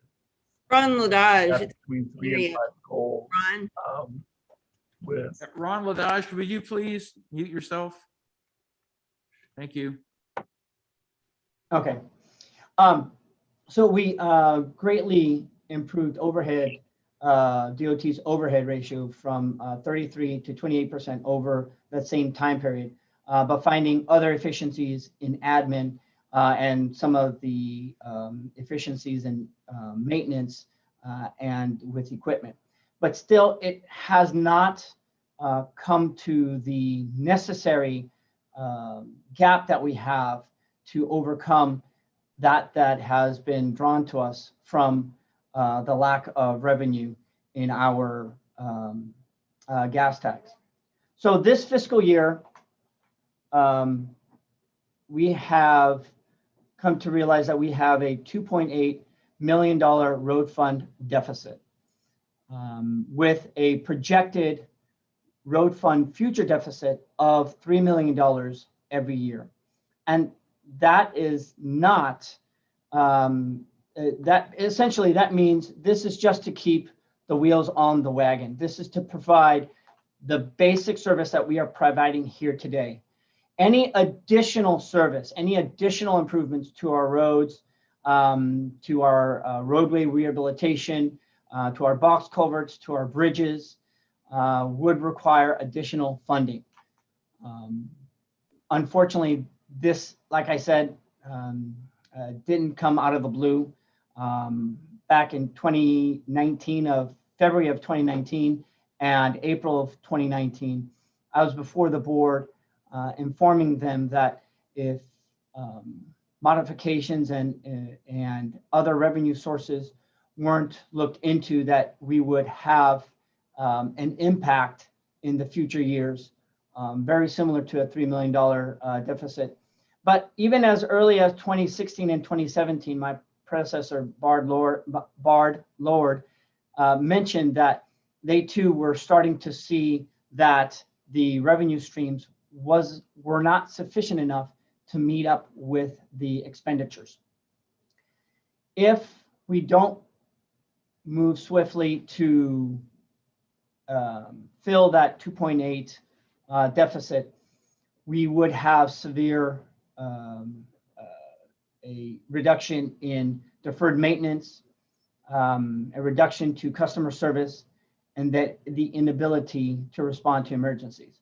But want to make clear, similar to when I did back in February of 2019 and February and April of 2019, that this 2.8 deficit is basically to keep the same exact service that we have currently in our program today. If we wanted improved roadway PCIs, if we wanted to see improved bridge and shoulder and traffic circulation improvements, we would need to see a $6 million increase in our revenue year over year to not only meet up with the deficit, but to also start chipping away at the deferred maintenance that is crippling us, not only in the short term, but in the long term, which will equate to a much greater emergency if the time comes when we have a storm similar to 2017.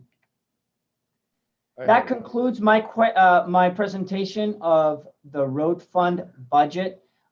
Before I get into the discussion having to do with snow removal and the TOT funding, are there any questions regarding the road fund and the road fund maintenance? I have a Supervisor question. Turnbull, go ahead. How much money did we, gasoline tax revenue that we lost during the coronavirus epidemic, especially when a lot of people weren't traveling? Do you have any of those figures at all, Raphael?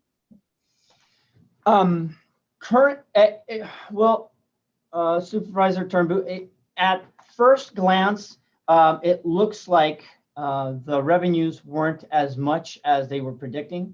Back in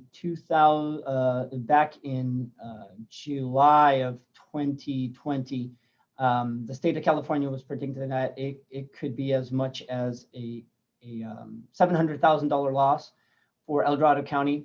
Right now, it looks like we might be breaking even, if not just falling just a little bit short of what the revenues was from last year.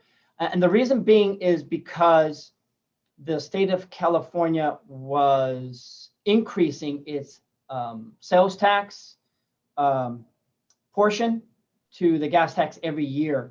So originally we were anticipating seeing an increase of approximately 1 million to 1.5 million for this year, or for this past fiscal year. So the fact that we broke even is kind of seen as a win-win. So right now, currently as it's standing, it looks like it's about a break even for the gas tax for SB1 this year. Thank you.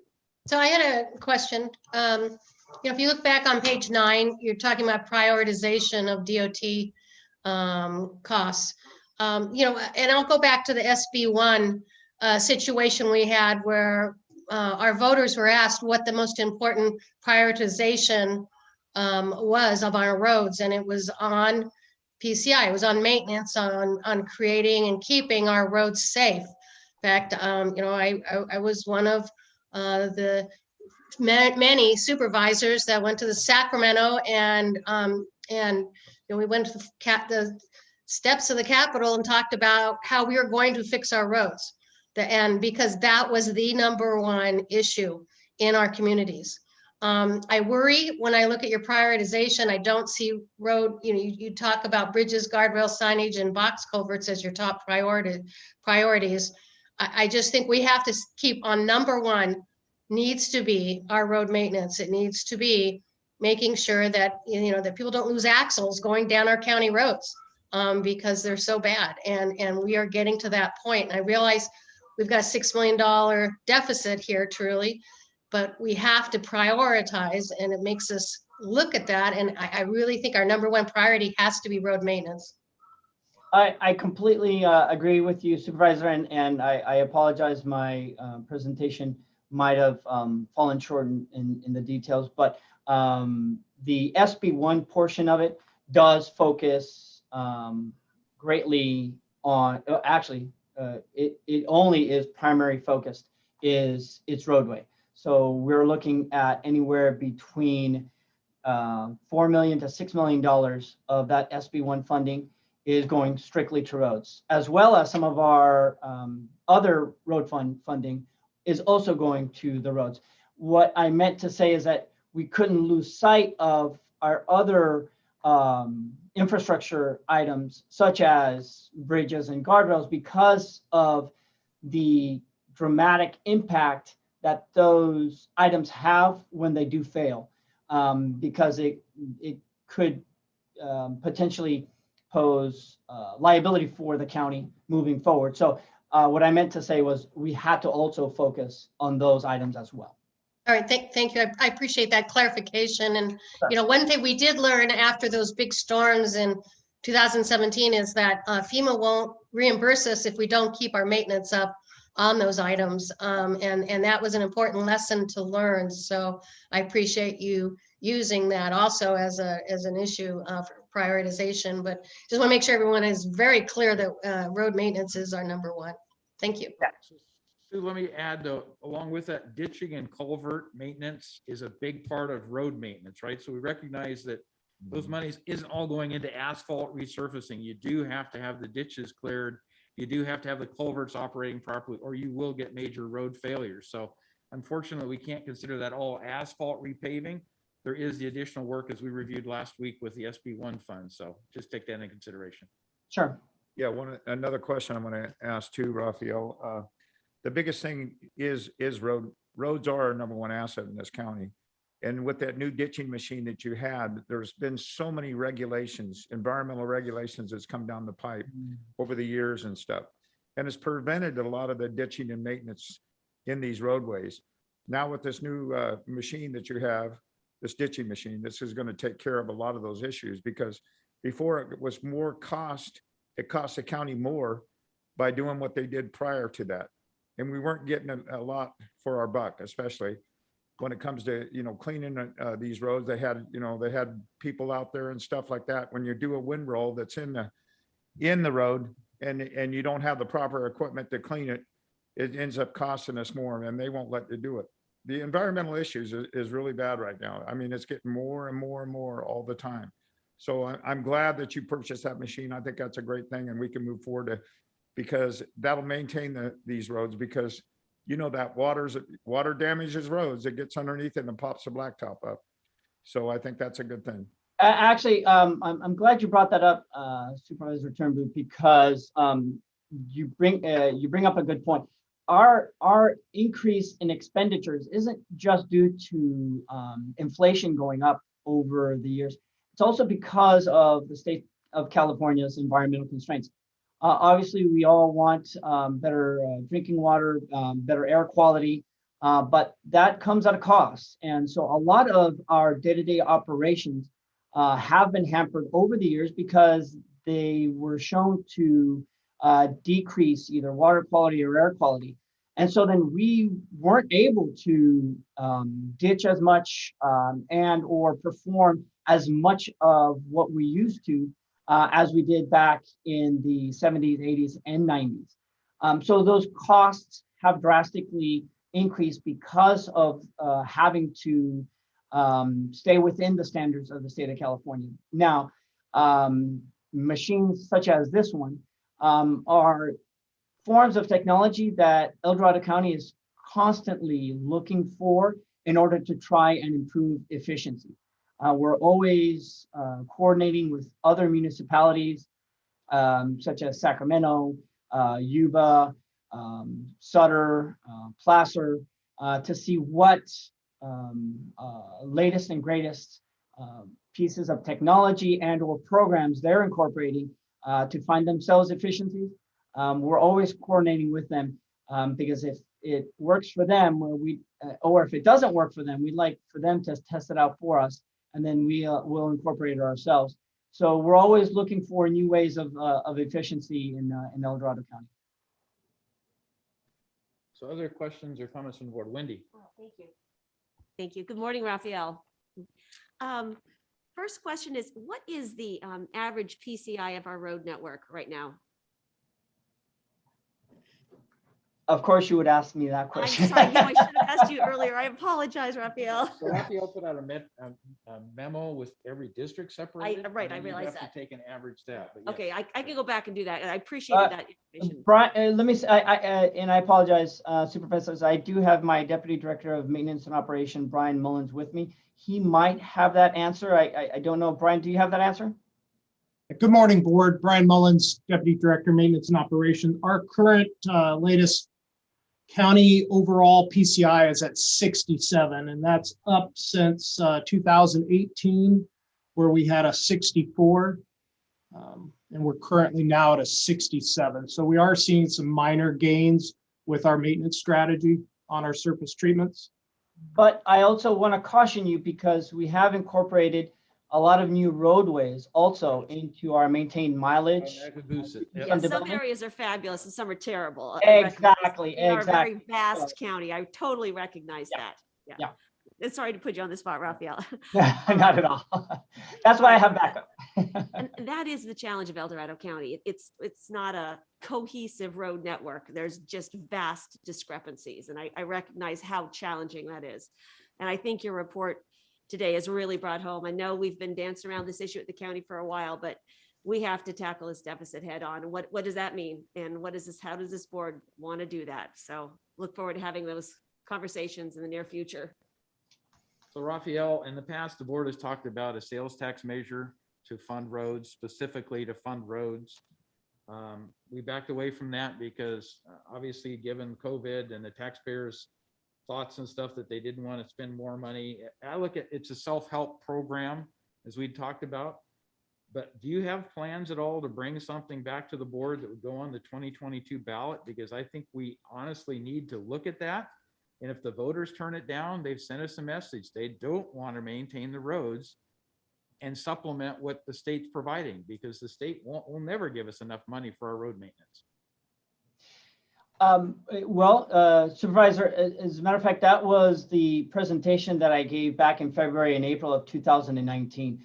As I stated then, really we have a $6 to $7 million need in order to properly maintain our current infrastructure at an acceptable level of service for future years.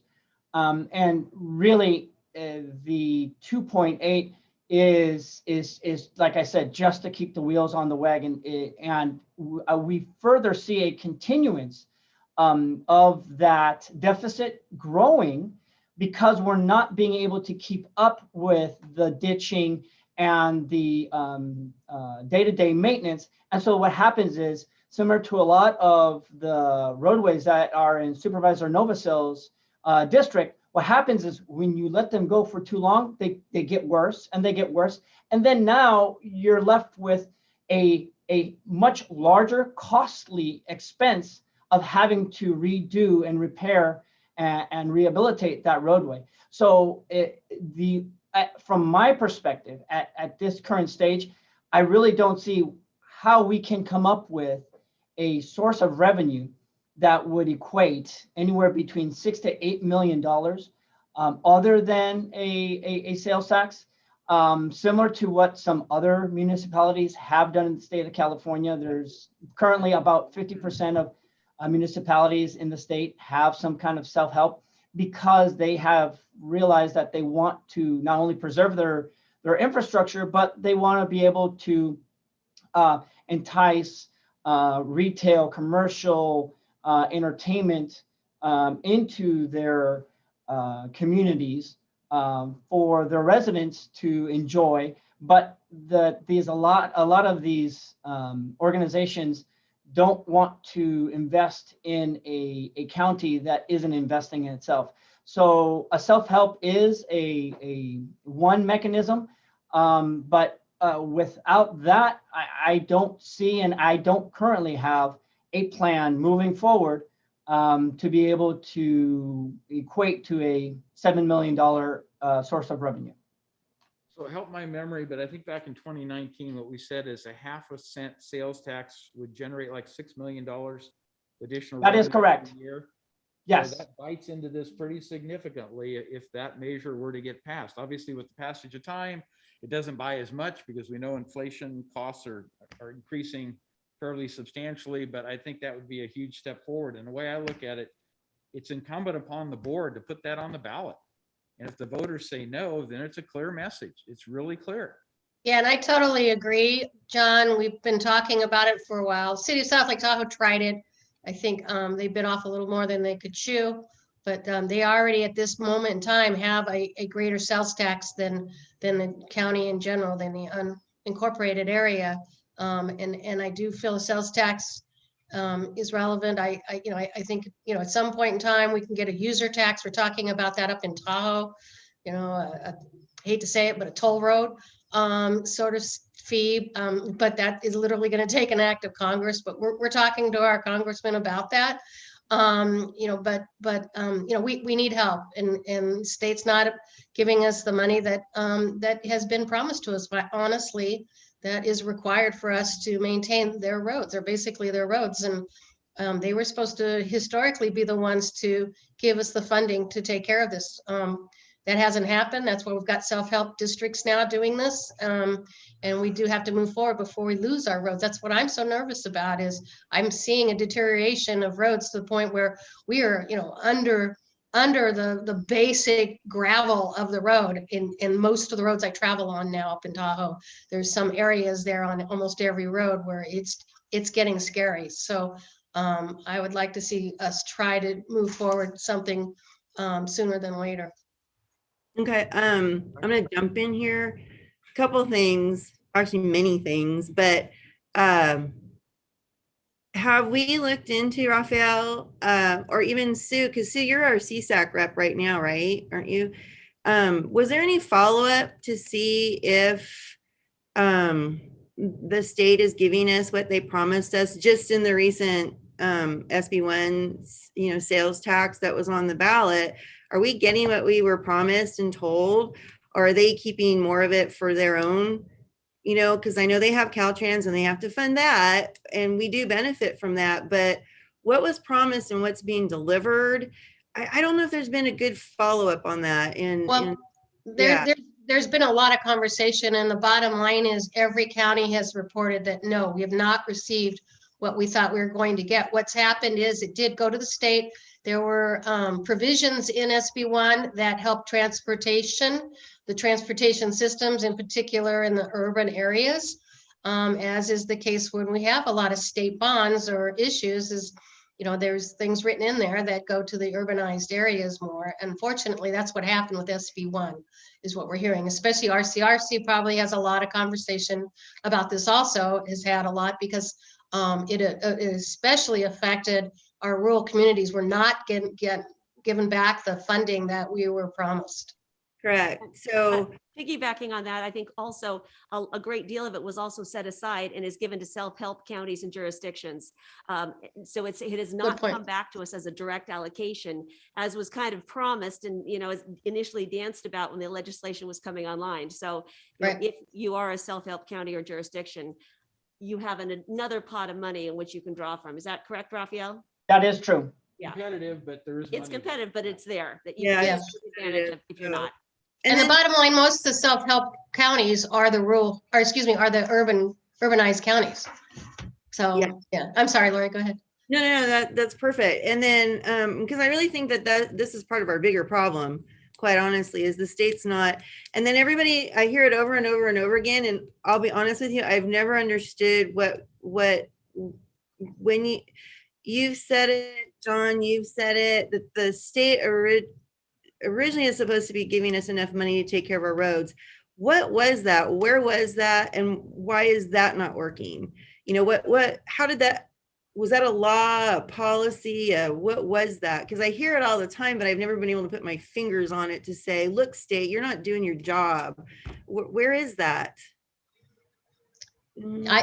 I think that's just the way the system was set up, Raphael. I don't know, if you have a comment on it, but I will tell you that that's the way our California system, our states are set up, is, these roads are basically theirs that we maintain, and we were supposed to be given enough to maintain them for the state. It's all a part of their taxes we pay that go into the state, is to help pay for this and maintain our infrastructure. Well, counties themselves don't have that ability, as we know, as we're experiencing. We don't have that ability to do that. And we weren't set up to do that. So yeah, it's an issue, I think, very near and dear to most congressmen you talk to at a state level, is they understand that a lot of our money is going into transportation and transportation systems rather than going back to the maintenance. And that's causing a big issue right now.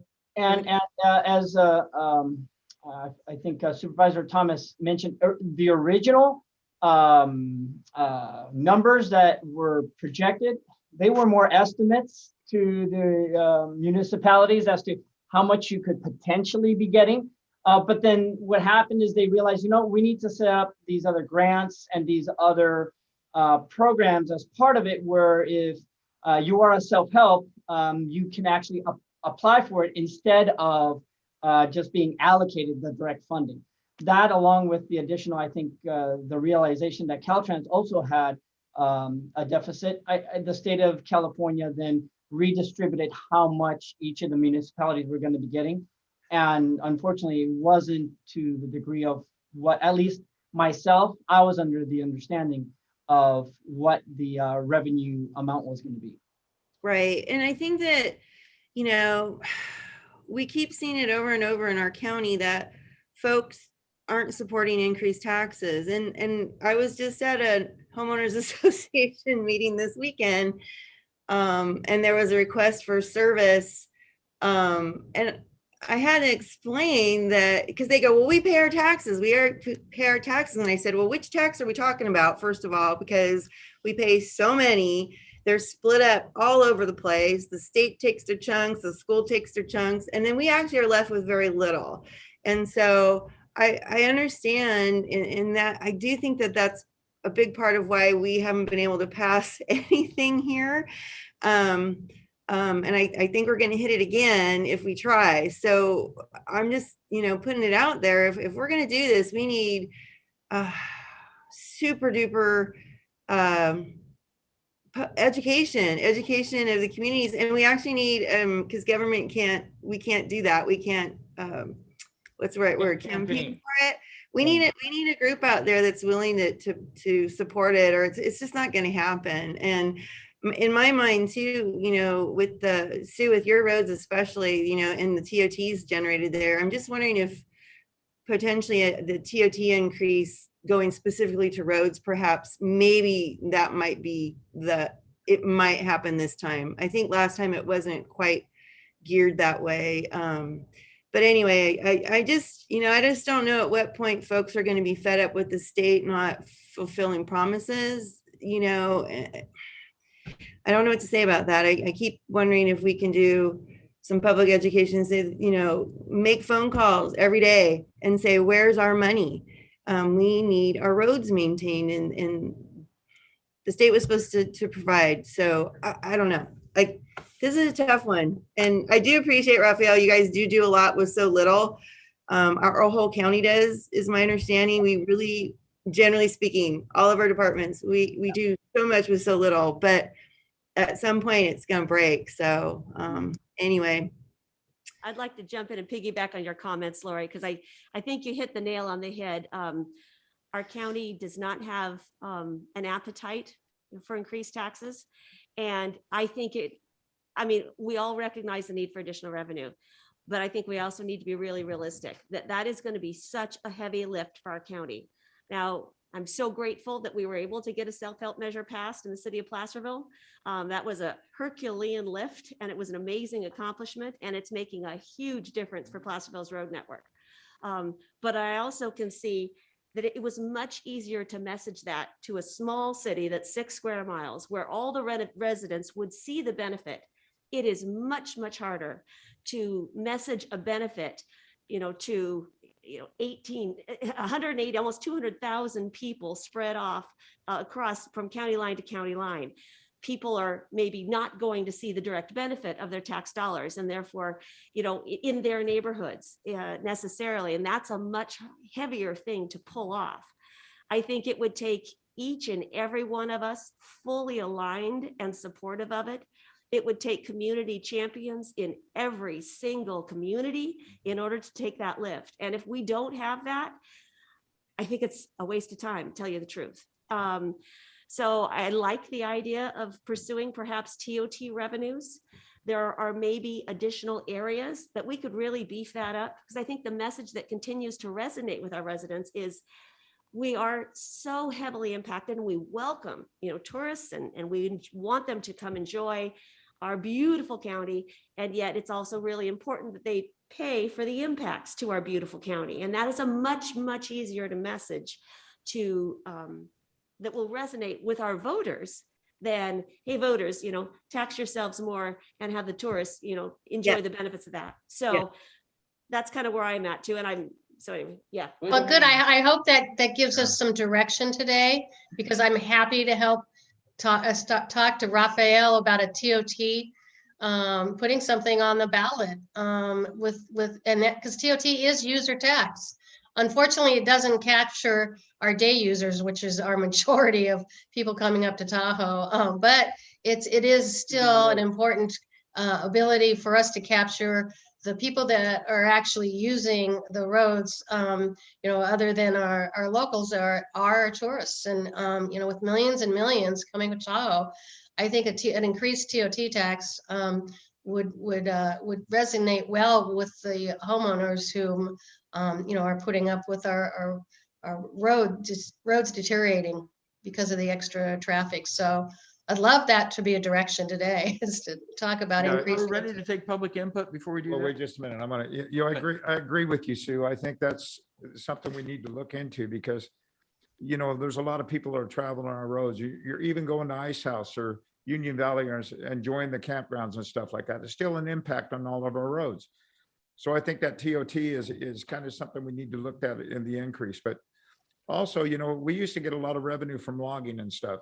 And I think it was like $10 to $15 million a year from logging and stuff. And now we have, we're lucky if we get 50,000 a year. Isn't that right, Raphael? That is true. Yeah. So, and we have, our forests are just, they've been mismanaged for a long time. And I'm not campaigning, but I'm just saying that, when you're having these horrific fires and stuff like that are caused by mismanagement, we need to have some kind of logging bracket in our county that would generate revenue as also, and to help our roads. It's been long overdue. And you're talking way back in the 90s and stuff when a lot of this stopped. And look what has happened, especially when it comes to our water and stuff. And these trees are sucking up a lot of water, and they're not filling these reservoirs like they used to. So we need to look into that. And that's one of the big issues here in this county, when we used to get all that revenue that helped with road maintenance, and we don't have it anymore. But I also agree with you, Sue, we have to have an increase in TOT tax. But that even put it on the ballot. And that, where the force the federal government is getting, where these campgrounds and stuff, is it a possibility we could generate TOT tax when they go up there and camp, a partial of it, because they're still impacting our roads. So I think we need to look into it. I didn't mean to jump the gun. I realize that's our next conversation. It is. Yeah, it is. So we got off track here, but yeah.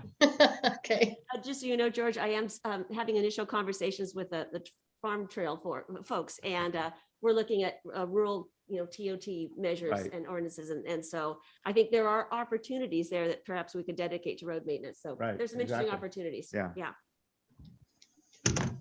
So I think we're ready for public input at this point. So Kim, would you open it up, please?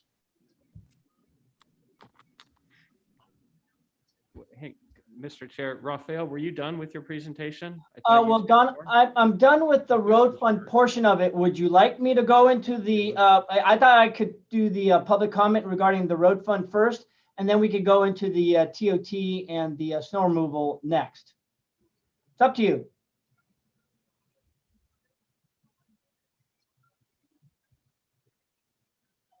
Hello? I don't know if anyone's commenting, but Are I'm they talking? I'm Lori, not sure. Lori, can you hear me? Boardroom. Yeah, okay, I'm not the only one. I think the boardroom froze. I think oh no, I see them moving. We're We not just listening. hear 'em. We can't hear you all of a sudden in the boardroom. Nope. Can you hear? Can you hear me now? Now, yes. Okay. Okay. There we go. Raphael, were you done with your presentation before we go to public comment, or I thought you had more slides? I do, but that's regarding snow removal. So would you like me to go into that now or later? Let's do snow removal and we'll take public comment once. I didn't realize you had a whole bunch. Okay, go ahead. Okay, all right. Cover it all and then we'll take public comment. Okay, sounds good. Let me go ahead and share my screen again.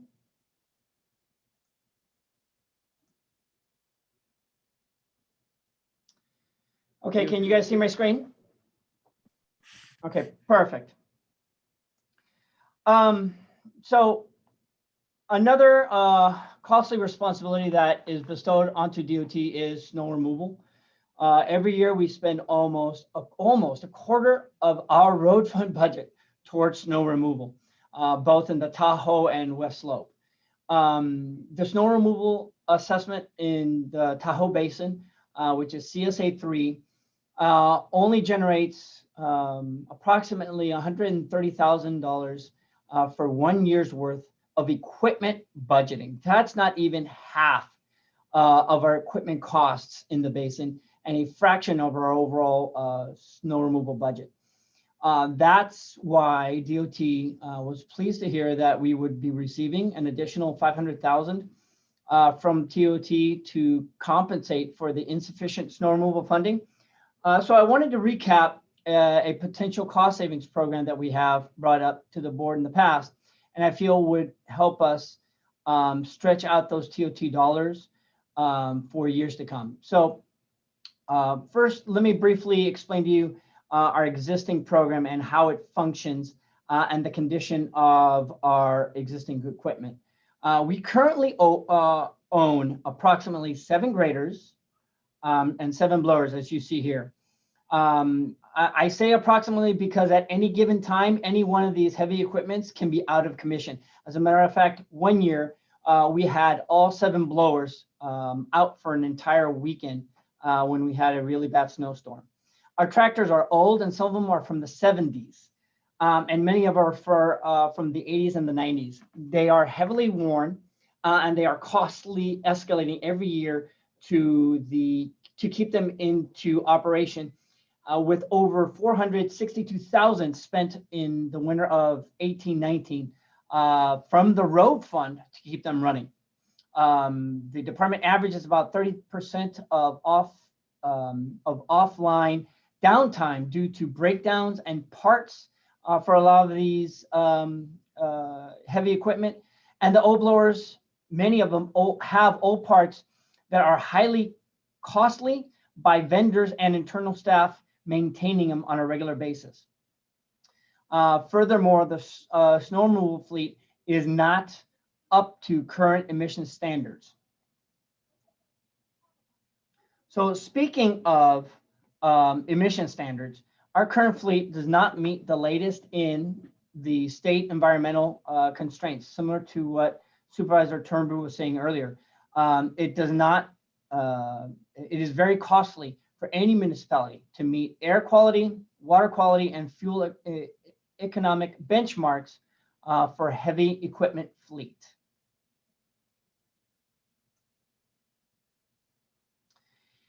So as I mentioned earlier, we collect approximately $130,000 every year for heavy equipment maintenance. And also I mentioned earlier that there are times when we can expend as much as $500,000 on a bad year just to upkeep equipment. And that does not include purchasing new equipment. So instead of owning and maintaining all this expensive equipment, we are proposing renting the most costly item of any snow removal program, which is the powertrain portion of itself. Instead, we would purchase and own attachments that would connect to the rentals, such as the one you see here. So this is a loader that we rented this year that we can attach. This is a plow attachment. I'll show you in the next slide. We can also have a blower attachment that hooks up to this one loader. So instead of owning 14 powertrains, essentially 14 pieces of heavy equipment, we would be owning a lot less and instead renting the maintenance of it. And only owning the least expensive portion of it, which would be the plows and the blower attachments that come with it. So the thought process is to utilize the TOT funds, which would mean, and this is my recommendation, a yearly allocation of $500,000 every year to rent out the loaders and some graders while salvaging out the older equipment to utilize for purchasing of the attachments. So instead of owning all those powertrains, we would rent loaders.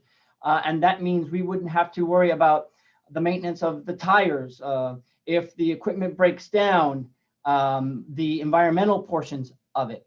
And so we would only own the least expensive maintenance portion of it, which is the attachment. As you see here, this is a blower attachment that is connected to the same loader. So the loader can actually start off with picking up the plow that you saw earlier. And then once he finishes plowing, he can come back, detach, attach this blower, and then go out and blow different parts of the roadway. So to further describe the cost savings that this would incur for the department over the long term, I'm going to hand it over to Brian Mullins, and he can go into a little bit more details of the program and the municipality that we talked to come up with this new program. Brian? Good morning, Brian Mullins, DOT Maintenance. We've looked at 3 different options as it relates to replacing this worn out snow removal equipment that we currently have. Number one, if we were to purchase all new equipment to replace our existing fleet, we're looking at approximately $3.5 million, which doesn't include any of the attachments. We've also looked at leasing the equipment, 72-month lease that we used to do approximately 15 years ago. And we're looking at about $4.5 million for a lease program. And then we've looked at the rental that includes maintenance, and we're looking at about $3 million a year to run that program over the 72 months. So it's the least expensive. Maintenance is provided by the rental company. If we were to have a failure of a piece of rental equipment, they would bring us a replacement immediately. So we don't have equipment that's down for months at a time on some of the blower issues that we've been seeing. So with an annual funding source such as TOT, we would be able to run a very efficient snow removal program in the basin. Rafael? Thank you very much, Brian. That essentially now concludes our presentation on both road fund and the TOT allocation. Thank you very much. I got a question, Rafael, because I'm kind of an expert on this particular part here, because with all the different requirements on these vehicles today, because now 2008 or newer is only allowed on our California roads above 550. You know, if it's any older than that, you're not allowed to drive it on our roads. It's illegal. One of the issues is environmental issues is changing all the time. And these particular filters and stuff that go on these particular vehicles are very, very expensive. And you're also talking about these injector pumps, because with the diesel fuel we have today, there's no lubricant in it. And it causes a lot of injector failures. So it would end up costing this county a lot of money to maintain these vehicles in the future. So I recommend this. I think this is a good idea by renting these vehicles. It's more cost effective, because down the road, it's going to end up costing this county a lot more money, especially in the maintenance in these vehicles. And I see it's going to be changing more and more each year, because we see that. I see it. I have my business and stuff, and I do smogs, and I see what happens and goes on. So, and replacing these engines are very, very expensive too, especially when, they're a few years down the road, then they're going to tell you you're going to have to change the engines again. So it's just not cost effective to be able to own these vehicles today.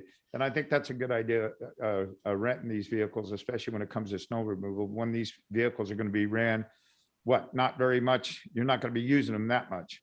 So I think this is more feasible for us. Thank you very much, Supervisor. Actually, that's one of the reasons specifically is the fact that we would not have to keep up with the environmental constraints by the state of California. Currently, we spend hundreds of thousands of dollars in either training and or new equipment and or new parts in order to get our existing fleet up to standards. And so meeting up with those constraints is a consistent challenge for our staff. So it was as if I was speaking to my heavy equipment maintenance supervisor just now when you were saying all these different constraints having to do with diesel and oil. You would be preaching to the choir to him in terms of what we would have to deal with, not just now, but in the future. And all that responsibility would be offset to the rental company and not a burden on El Dorado County.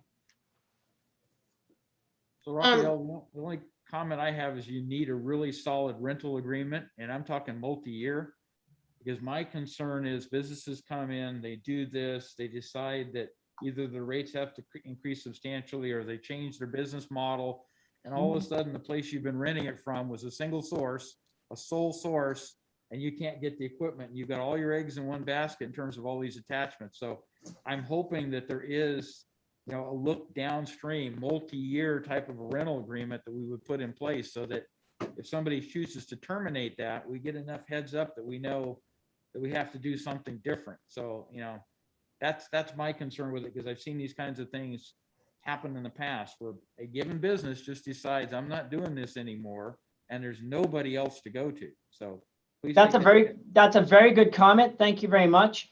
And because of that, I think my staff has considered some of that concern, and I think that they have come up with a workaround to make sure that we're not left essentially with holding a bag of lemons because somebody decided to jack up our rates.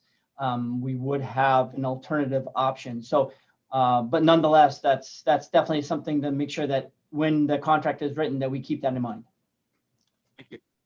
Raphael, I just want to thank you for again bringing this to our board, because I think it is important, and I think it does save us money, and we have to, as Supervisor Turnbull was saying, we need to make sure that we stay on top of this, and with an ever-changing world, we've got to do what we can do to keep the service up as best we can while maintaining a fleet. And if we can do this without having to maintain the fleet, then that makes sense. So certainly, I appreciate all the work you and staff put through to see this through, and I'm all for it. I think it's a good plan. Thank you.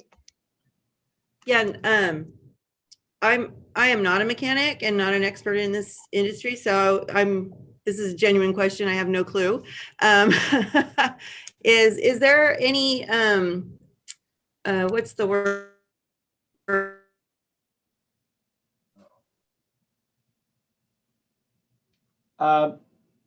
Lori, I think you froze. We lost her. There you go. Oh, there you are. Uh-oh. There you are.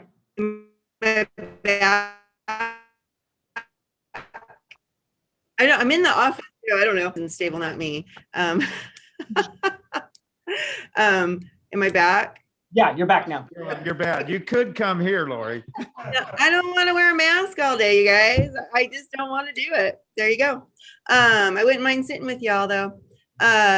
So anyway, the attachments, is there any, because they're expensive too, correct? The attachments are not as expensive, but could they potentially no longer fit to the new machines they make, or is that industry good about keeping those go together? That's all I was wondering is, some industries build in obsolescence and others don't. And will these attachments probably fit whatever is coming down the road? You know what I mean? Supervisor, just so you know, I'm also not the expert on that, and so I asked the same question. And thank goodness I have Brian Mullins on the line. He can answer that a little bit better than I can. Brian? Yes, Supervisor Arlen, the Thanks. attachments are able to be used across a variety of machines. So they're not specific to, say, Caterpillar or John Deere. We're able to use those on multiple pieces of equipment. Also, Supervisor Heidel, we do have 3 on-call contracts with rental companies. And the nice thing about renting loaders and graders during the winter months is that's the slow time for these rental companies. Yep. And their inventory is quite high. So availability is not been an issue so far, but we do have 3 on-call contracts in case one of the companies was to bow out. Excellent, thank you. This sounds like a really good option. I'm glad you guys looked into it. Thank you. Yeah, one thing about it, when I visit the facility, the DOT facility and stuff, and some of the trucks that you guys have purchased where you can get multiple use out of it, especially when it's a roll-off. You got a spray rig, you got a dump truck. There's all kinds of different things that can be used. And I think that's a great thing with those roll-offs that you guys purchased. Yep. Okay, I think we've finished the board comments and questions. So Kim, would you please open it up for public? Now taking public comment on item number 3. Please make sure you unmute yourself when called upon. Individuals will have 3 minutes to address the board. If you're joining the meeting by phone, press star 9 to indicate a desire to comment. If you're joining by Zoom, press the raise hand button. Please voluntarily state your name for the record. Now taking public comment from 474.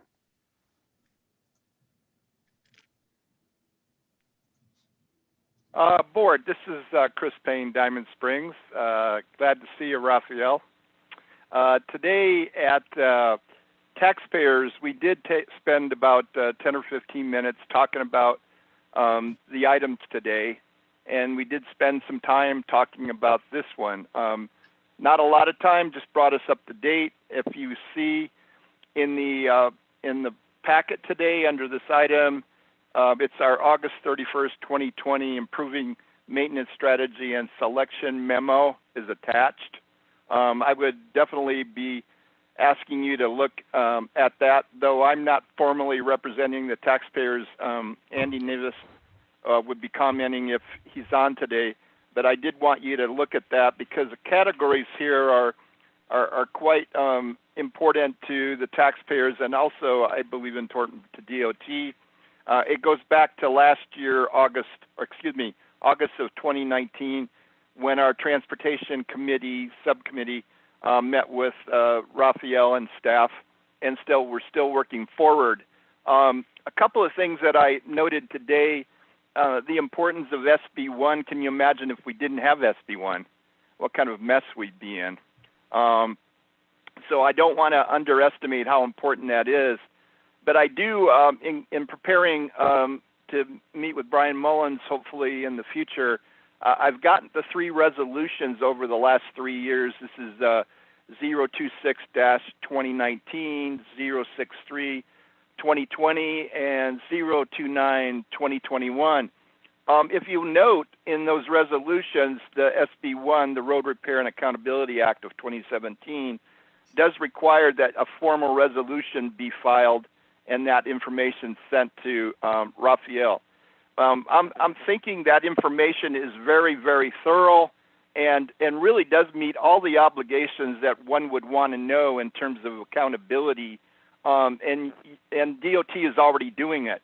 The question is would they do it for a broader amount of the work in order to not be for SB1, but also maybe for the taxpayers in certain reasons why the taxpayers may want to support the additional funding, but yet we need a system that functions effectively. And Raphael knows how important that is in responding to your Board of Supervisors. So I did want to bring up SB1, the importance of it, and then also the thoroughness of these resolutions. Just a couple of things. proposed schedule of completion, estimated useful life. We're talking about PCI. We're talking about location, and we're talking about the importance of these roads that are in the SB1s. Just about finished.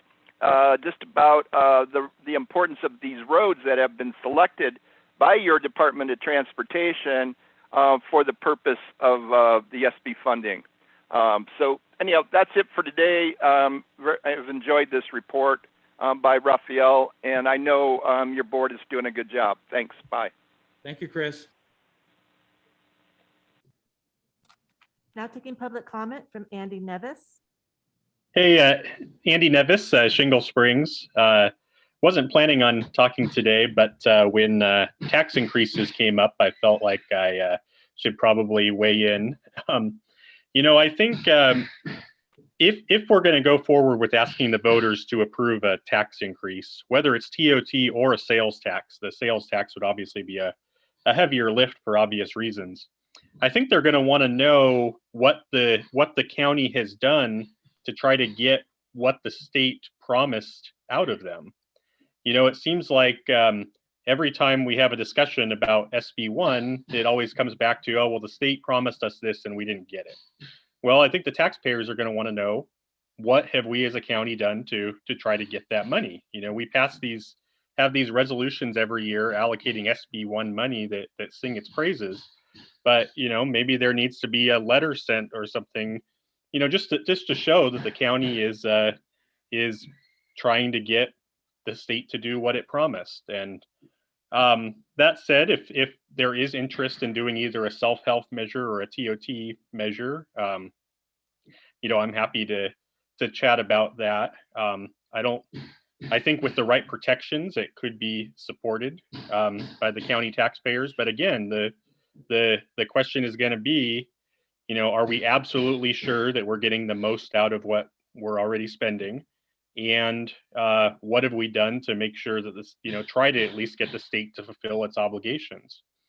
And I think the mistake that a lot of jurisdictions make when they go for tax increases is they design the measure kind of, among themselves, and then they present it to the voters and ask the voters to approve it, and the community to do the heavy lifting at that point, when it really does have to start from the ground up. I think Raphael has mentioned this before. If there is going to be a tax measure, it has to be bottom up, not top down. So with that said, I'm certainly not promising any kind of, outcome with my organization, but I would welcome any discussions if that's something you're seriously looking at. Feel free to call me, or, any Monday you'd like to come talk to taxpayers. We'd be happy to host that discussion. So with that, it's very good to see several of you guys back in the boardroom as well. I'll just mention that briefly, and hope that we can all get back there soon. Thanks. Thank you, Andy. There's no additional public comment. Okay, this is a Excuse me, receipt. Supervisor Heidel. Yes. Laurel Brentbaum just raised her hand. Okay, Laurel, go ahead. Now taking public comment from Laurel Brentbaum. Good morning. I just wanted to add to Andy's comments and have had a earlier conversation with my counterpart at the El Dorado Hills Chamber, and we both feel that an increase in TOT with dedicated percentage to roads could be very doable. So we're in for the conversation. Thank you. Thank you, Laurel. There's no additional public comment. Okay, so this was a receive and file, so I think we're probably ready to go on to item number 4. If you'd read that, please, Kim. Item 4 is from Planning and Building Department, Airports Division, providing the board with an update on the Airports Division objectives and fiscal year 2021-22 budget. Okay. Good morning, Mr. Chairman and members of the board. I'm Chris Perry, Assistant Director of Planning and Building. I think, Kim, if you can pull up the slides real quick. Thank you so much. Good morning, Mr. Chairman. Good morning, Mr. Board. I'm Chris Perry, Assistant Director of Planning and Building. Kim, if you... We were doing so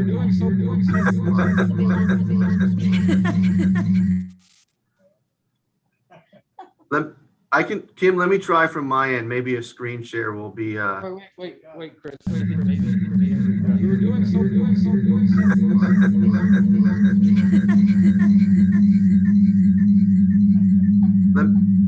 Kim, let me try from my end. Maybe a screen share will be, okay. Much better.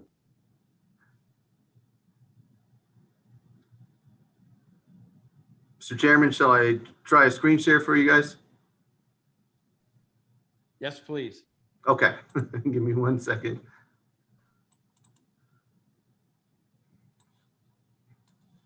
Okay. Back up to the top here. Okay. So let me pull this back this way. Excuse me. Can you still see this? Yes, we can. Okay, very good, Mr. Chairman. Okay, again, I'm You Chris have on the Perry, side, though, Assistant. Chris, you have your second slide on the side. I don't know if you can condense it. Just go to one slide because it's got the next slide on the right-hand side that we're looking at. Huh. Just makes the primary image a little bit bigger. Okay, let's try this. How about that? Didn't change anything. Hmm. It's okay the way it is if you don't know how to get rid of the notes and next slide column. How about that, Mr. Chairman? Still the same. So let's just proceed. That's fine. Okay, sir. So are you seeing my screen now? You're seeing 2 slides still? Yes. Okay. So I'm here this morning to provide your board with a brief update on the activities within the airports division. It's been several years since your board's had a formal update on anything other than rates, of course, which you discussed in 2019. So it's important to provide some context for your current deliberations for the airport division's budget. I also want to note that later on this year, I'll be giving a wider division report that will dive deeper into some of the themes and items I'm presenting today. This is more just a high-level overview of some of the work that we're doing. The images that you can see, although they may be small, you have Placerville Airport on your left and Georgetown on your right. In case any of the 5 of you have not been there, you'll note that Placerville has a considerably larger amount of hangars in the top right of that image. And the bottom right, you'll see there are 4 pieces of asphalt that run kind of perpendicular to the actual airport. I'll mention that in a second as it relates to the strategic plan. The airports division formally became a division within planning and building on July 1st. So it started with the current fiscal year, became part of our division. It came over from CAO. Since its arrival, we've been working diligently to provide a new strategic direction and also improve upon our foundational services that we provide to airport users and the public to make sure that we're providing services at a continuously higher level. As far as strategic objectives, your board took action on March 16th of this year to add an economic development component to the strategic plan. And again, the verbiage is there. It's related to leveraging our county's airports as economic assets for business development and tourism. That serves as the jumping off point for the next exercise we're going through related to economic development principles development. So this process will commence with the Airport Advisory Committee starting next month in May. We're going to have a planning workshop so that airport users and the advisory committee can provide some initial feedback on what they would like to see for their airports and their airport user experience. We hope to have these economic development principles dovetail into a wider economic development plan if you follow the chain on the strategic objective slide. The plan would be more of a wider look at what we can do to achieve the strategic plan language from the county strategic plan. So how do we leverage the airports as an actual asset? Is it businesses? Is it tourism? Where do we want to take these from a strategic perspective? Some of the important work we've been doing in the interim, I refer to it as low-hanging fruit, although that would kind of belie some of the difficulty of some of these process improvements. But we have done a number of things in just the last, I'll say 6 or 7 months to try to, again, create a more professional experience for the users who interact with our division. I won't spend too much time on each of these because as you can see, there's a lot of them. But an important one here is we're updating our F10 policy, which has not been updated since 1994. And this relates to our FBOs, which stands for fixed based operators. These are the commercial businesses that operate at both Georgetown and Placerville airports. We did work with airport users on a term update. Previously, we only allowed for a 10-year term.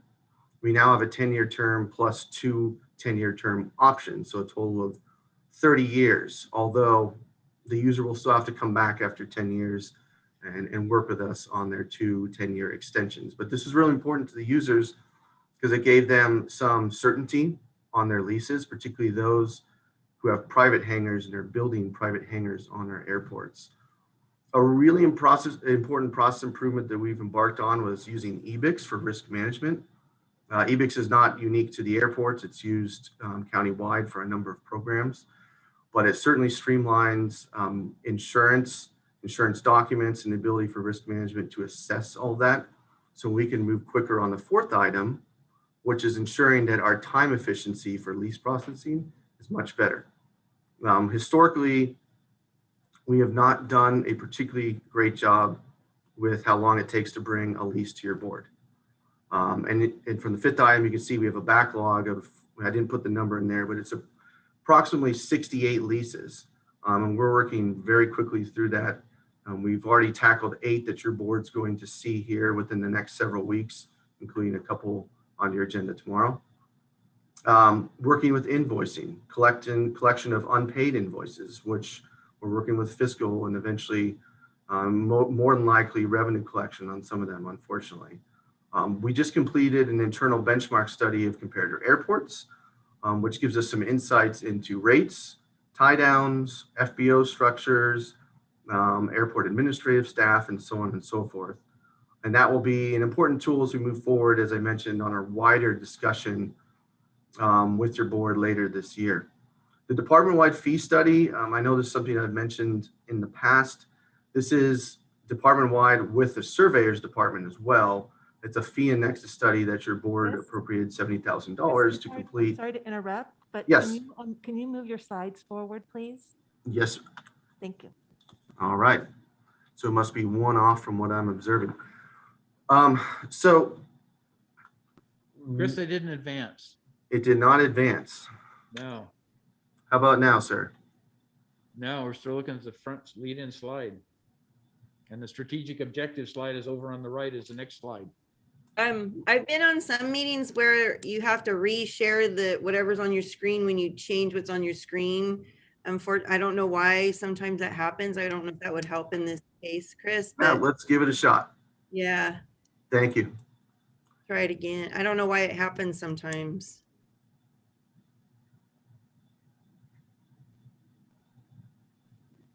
Okay. How about now? Oh, different view. That's good. A different view is good. I'll work with that. How about that? So you're seeing one slide now?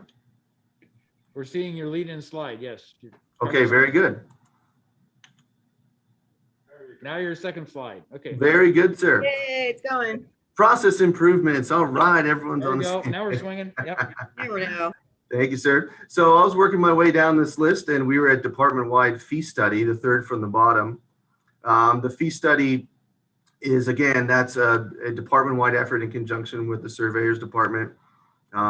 We are looking at, obviously, are we covering our costs with the fees that we are collecting? We have a consultant that should be coming on board within the next few weeks. We're just looking at the response to the solicitation that we had that ended April 6th. So for our consultants on board by mid-May, each of the consultants that bid promised a return of a full report by the end of October. So we're going to get some really good objective outlook on our fee resolutions and our cost recovery within our structure currently. And obviously that'll include airports, and that's going to be very informative for us moving forward. something as simple as regular airports advisory committee meetings. We went 14 months between September of 19 and of November of 20 with no airport advisory committee meeting for a number of reasons, mostly quorum related. But as you can imagine, it's important to the normal operation of airport business.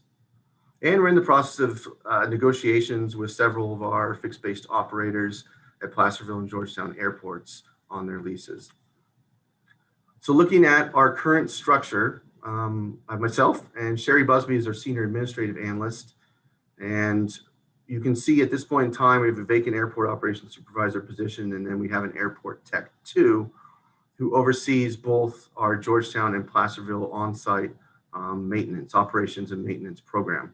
We do get an extra help. Airport tech usually comes in the summer, does vegetation management, and various maintenance activities. And again, that's generally over the summer to complete the vegetation management program. So a proposed structure, which would include a supplemental request we made to your board relayed to an administrative technician, very slightly alters the current structure of the division, but has some pretty big impacts, because if we take a look at the next slide, you'll see the day-to-day administrative operations between airports and cemeteries is pretty significant. And I say airports and cemeteries because the administrative technician would theoretically be a shared position between those two divisions. And again, not going to read through this list for the board. This was illustrative of some of the duties that right now, in fact, our senior administrative analyst is taking on, in addition to our 1 FTE over at the cemeteries division. So as you can imagine, with this many admin duties, it becomes difficult to carry out some of the more important strategic work that I had mentioned before, some of our longer range objectives that we would love to have staff working on at a higher level. So how do our airports generate revenue? As you can see here, this is the list. Fuel sales, land lease for privately owned hangars. We have 2 types of leases, three technically. One is for privately owned hangars, and these are folks who put their own private hangar on county airport property. There are county-owned hangars that we own and we rent out. And then of course, they're the fixed-based operators, the FBOs. Those are our commercial businesses. And they also pay property taxes as well. We have tie downs. Those are folks who fly in with planes and park either for the day or don't require hangars, so they'll park out on the ramp or the tarmac. And we have vehicle parking fees and hangar transfer fees when folks decide to go sell their private hangars. Put together a pie chart for you so you can visualize kind of where our revenue sources are coming from. It may be hard to visualize, hard to see on this slide, but the general budget is looking at just shy of $1.9 million for the 21-22 budget year. The top left, the $343,828, that's a reflection of the general fund ask that we are making, and that includes our supplemental budget request that you will see on the following slide. The top right section, this section right here is the use of, this is fund balance, $425,000. As far as our revenue generators, it's the gray portion here, $257,000 is for those rents, those leases, the land uses I was talking about for the privately owned, county owned, and our fixed-based operators. And another big piece of our revenue source is right here, and that's mostly from fuel sales. That's the green section here. And we generate over $400,000 a year in fuel sales. So those are our 2 biggest revenue contributions from our airport users going through our 2 airports. So in our final slide, I will show you these. This is the full list of our supplemental requests for FY 21-22. The administrative technician I had mentioned earlier, and the remaining 5 items you can see are really fairly kind of basic services that most airports would provide. The Wi-Fi is a new system that we have in place from this past year, and it was originally funded for 1 year by facilities, so that's why it ended up as a supplemental request, although it needs a small contribution to ensure that Wi-Fi service remains. And the Wi-Fi service on the airports is not just for fun, it's in particular for security. so folks can run security cameras and make sure that their units are safe.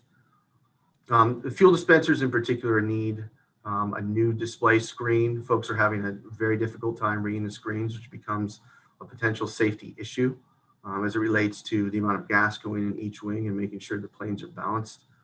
We do not currently have a generator at the Placerville Airport, in which you can imagine when there is a power outage situation or a PSPS, the ability to pump fuel in particular is very limited. We have a truck that has a certain amount of fuel, and that's all we could do if our power were to go down. The utility tractor, the one we're using, is very old and outdated and breaks down frequently, and the parts are very hard to come by, almost bordering on specialty parts at this point, since a lot of them are not made anymore. And of course, the last one was an electric gate at Georgetown Airport. Right now, users come and they pull it open by themselves or leave it open in some cases. So that's the full list. I will go ahead and stop there. My apologies for all the difficulties we're having. Chris, though, because I want to go back a couple slides. Will you leave it up, please? Absolutely. Thank you. Thank you. Well, actually, we'll just go then. If we could go back to slide 5. Yes. With your proposed structure. Because at first when I know you do cemeteries and airports, so I already knew that, but when I was going through the PowerPoint, it seemed a little, you added the cemetery duties in there, but in the proposed structure, don't you have more cemetery staff already? Isn't there, you have another person? So what? No, so right now we have, so keep in mind, this proposed structure that you're looking at right here is only for the airports. The only reason I mentioned the cemeteries is because the admin tech, if it were to be supported by your board, would cover both airports and cemetery duties. I just slid it in under the airport's proposed structure. But as far as your question on cemetery staff, we do have a couple volunteers that help Julianne with that division and some of the work. But that's the extent of it at this point. But you have Julianne in there. Correct. Yes. So this proposed admin tech person is a shared position then, so it's not going to be fully one or the other. Okay, got it. I just did. Okay, got that. And then the other thing I was wondering is when you go to the pie chart on slide 8. Yes.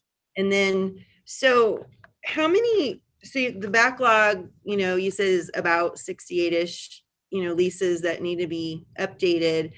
Is the revenue going to stay the same when they're updated currently at the current fees and all that? I know we're doing a fee study and all that stuff, but is the revenue not really going to change when we get caught up with the backlog?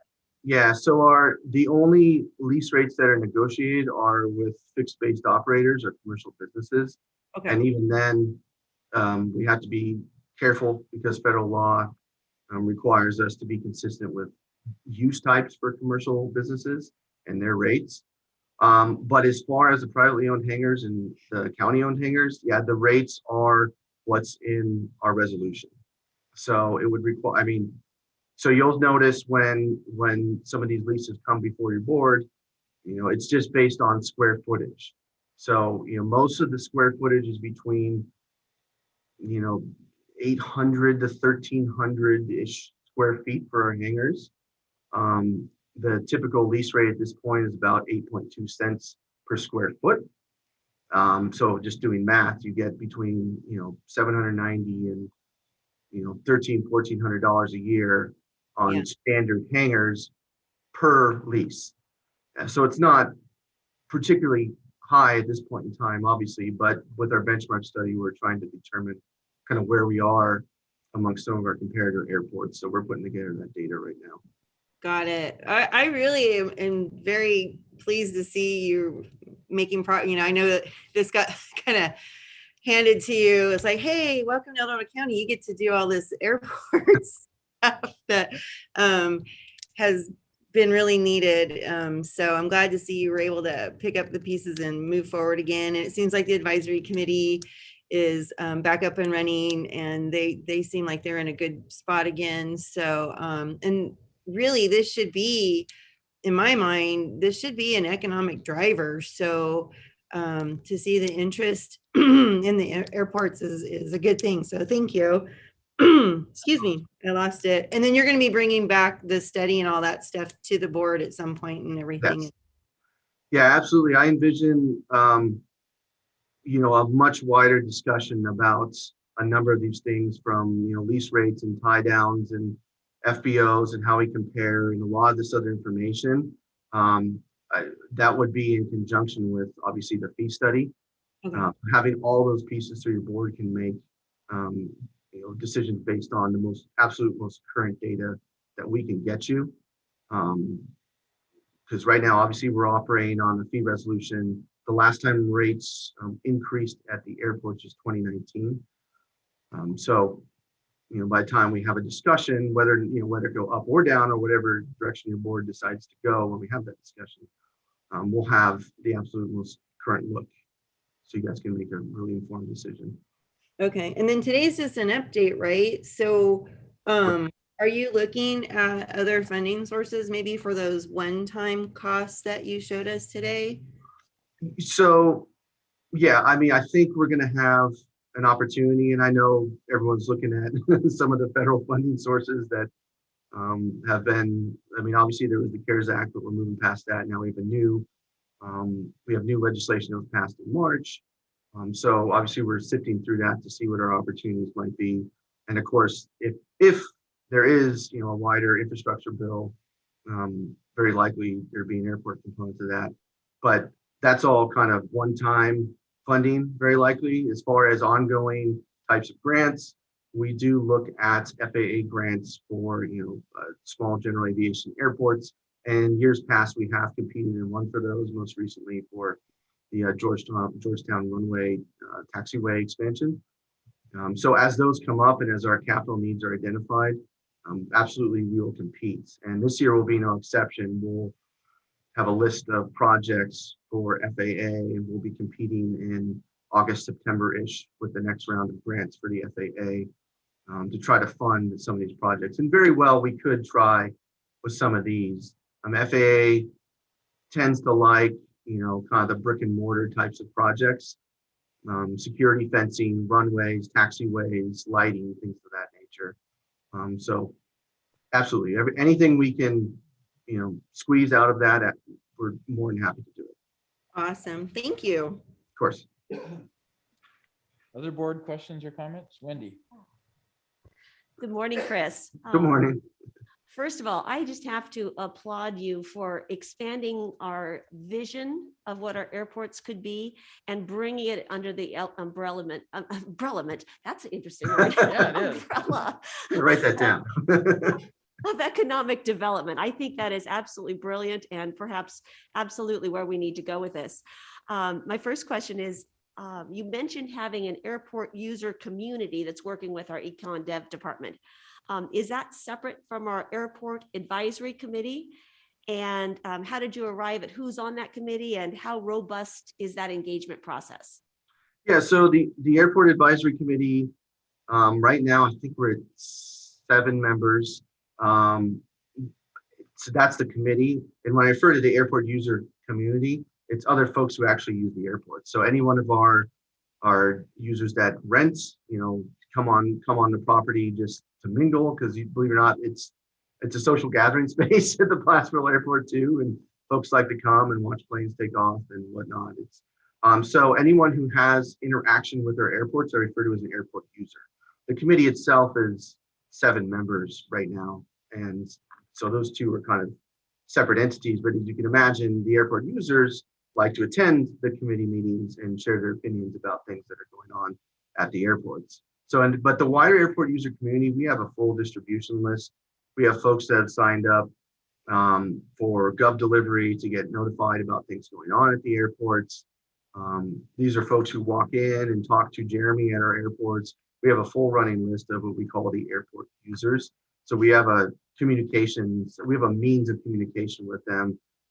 Because one of the things we will do is, we'll put together a survey, just kind of gauging people's interest in the process of economic development principles and eventually a plan, and soliciting their input on what they'd like to see in other counties' airports, just to help us inform what direction we'd be going. So we have we have quite a bit of access to folks who have an interest in airports. And as you can imagine, the airport user community is, the airports are kind of a unique feature of a local government anyways, particularly general aviation, because obviously there's a lot of enthusiasts and folks who have it as a hobby, but it's a deep passion.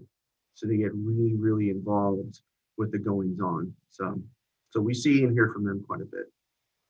Do we have the ability to survey folks that maybe don't live in El Dorado County, but do fly in and use the airport?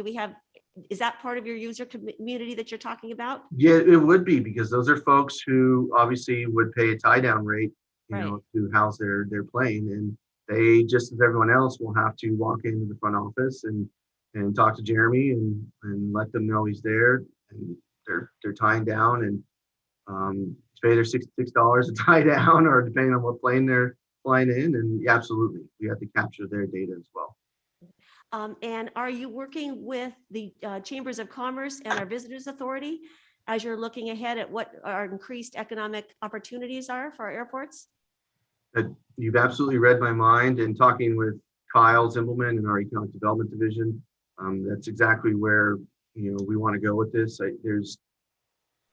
We think a very significant opportunity here to try to leverage our airports as assets for the county. I mean, they're ideally positioned. I mean, Placerville is an outstanding gateway to the Sierra, and there's a whole lot of great things to do for folks who are just flying in for the day and want to see El Dorado County. And we just think there's a lot of opportunity. So absolutely, with the Chamber and the Visitors Authority, you're leveraging that small business capacity in addition to the tourism capacity. And the synergy there could be absolutely fantastic. Absolutely. I think that's absolutely where we need to go.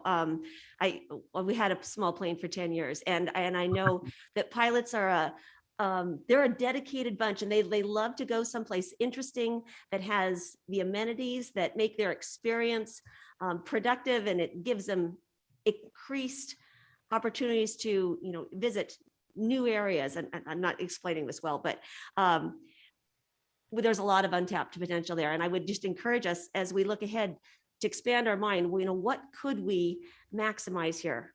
Could we develop a hotel with a restaurant up there?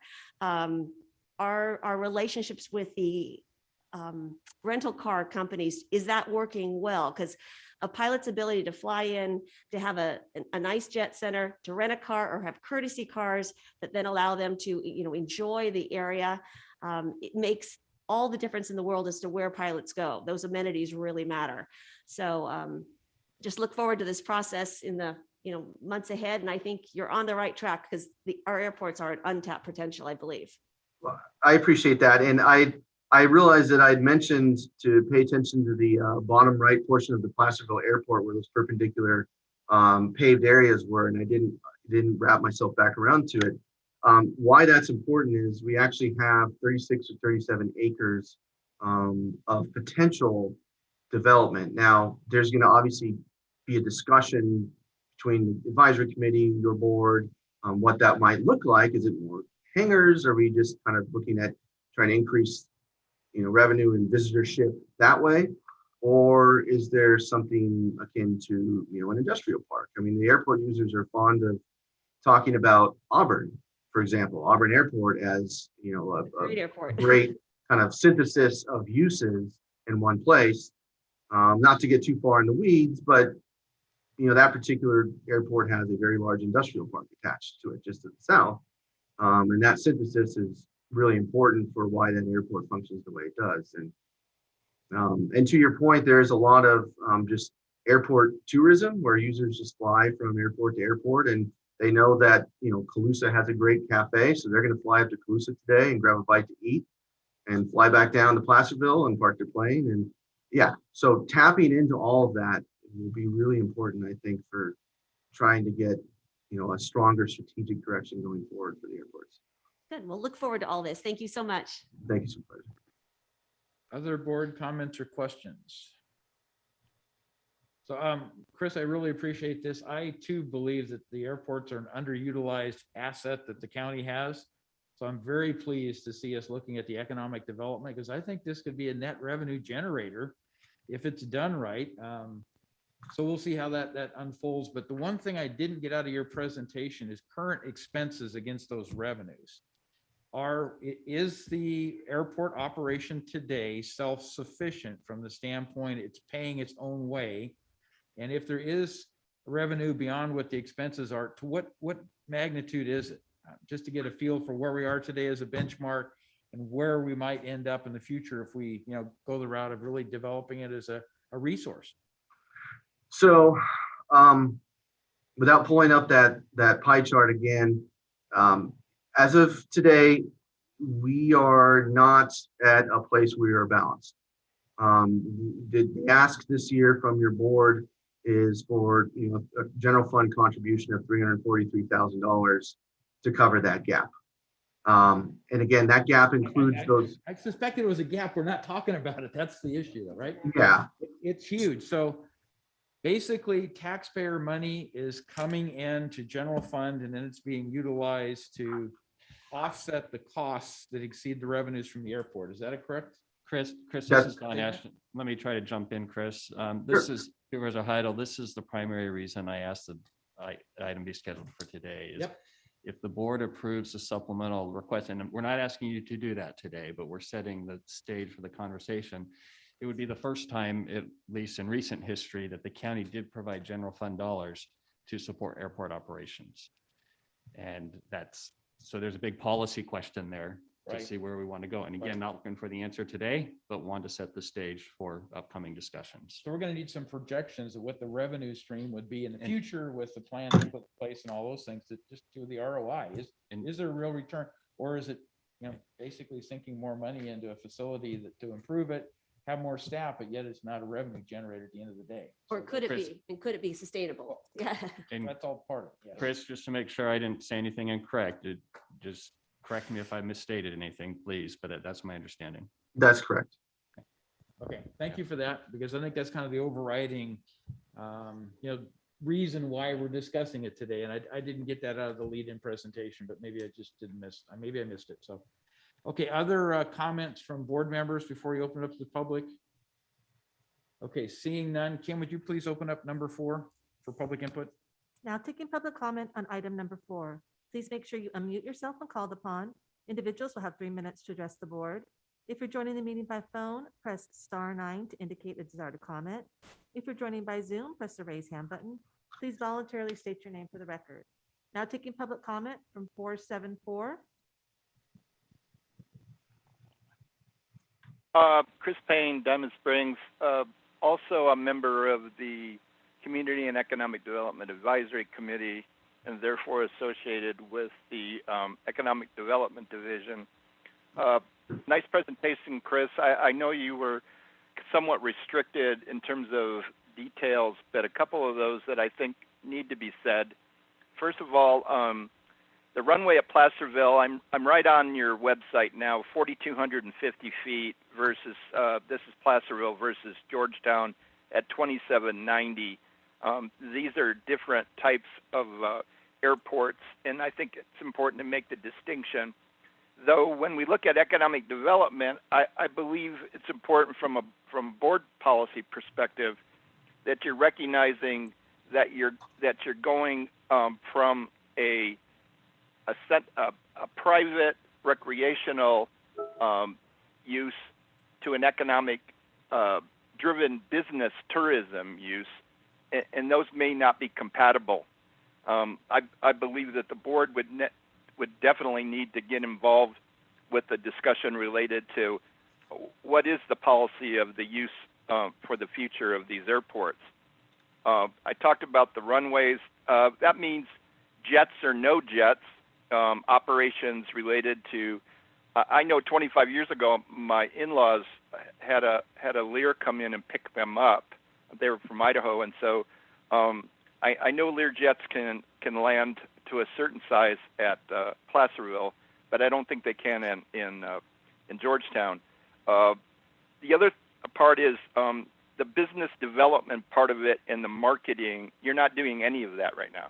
I mean, as far as I'm concerned, marketing would be to advance this idea of the development, economic development. Supervisor Heidel, you said two things, underutilized asset and self-sufficiency.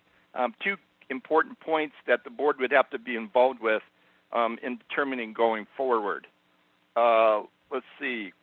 The question of this private recreational use versus the business tourism use, certainly it comes down to then the economic development benefit versus the airport use community type benefit. So they may, like I say before, they may not be compatible. This is another aspect of compatibility that I think is important in a discussion. Back to the question of self-sufficiency, what type of operation are you going to have? What kind of revenue producing potential do you have? Will then decide whether or not you're going to be sufficient or not. I believe it was important, Chris, for you to circle back on the 37 acres, just about finished, the 36 acres that are all set up for Placerville in turn to expand, create more hangars and therefore more business. But again, the community may not want more business. And as Supervisor Thomas said, you know, the community has to be involved with deciding, in some respects, what the future holds for these. So thank you for the time. Thank you, Chris. There's no additional public comment. Okay, back to the board. I think this was just a receive and file type of discussion. So Chris, hopefully you got the information you were looking for out of this. Great opportunity here. Let's just see what we can make of it before we have to finalize the budget and try to distribute the funds accordingly. So with that, I think we are now at item 5. Should we take our lunch break or get started, or what's the pleasure of the board? I guess we're almost at noon. I need some kind of a break. Yeah, so I suggest we take a lunch break, come back in a half an hour. Is 12:30 enough time for everybody? Roughly, that gives a little over half an hour, 35 minutes. That's fine. Thank you. So Okay. we will adjourn temporarily. We will recess and come back at 12:30. Thank you. We're not adjourned yet.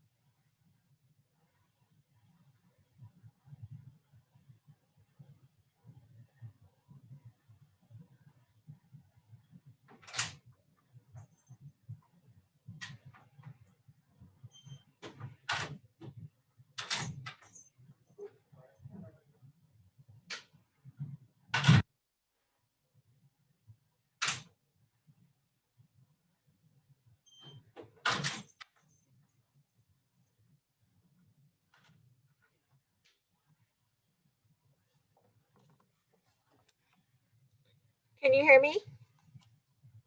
Lenny? I can hear you. This is Tanya. Oh, okay. Is that better? I don't hear any echo. I don't hear any echo either. It sounds good. Lenny?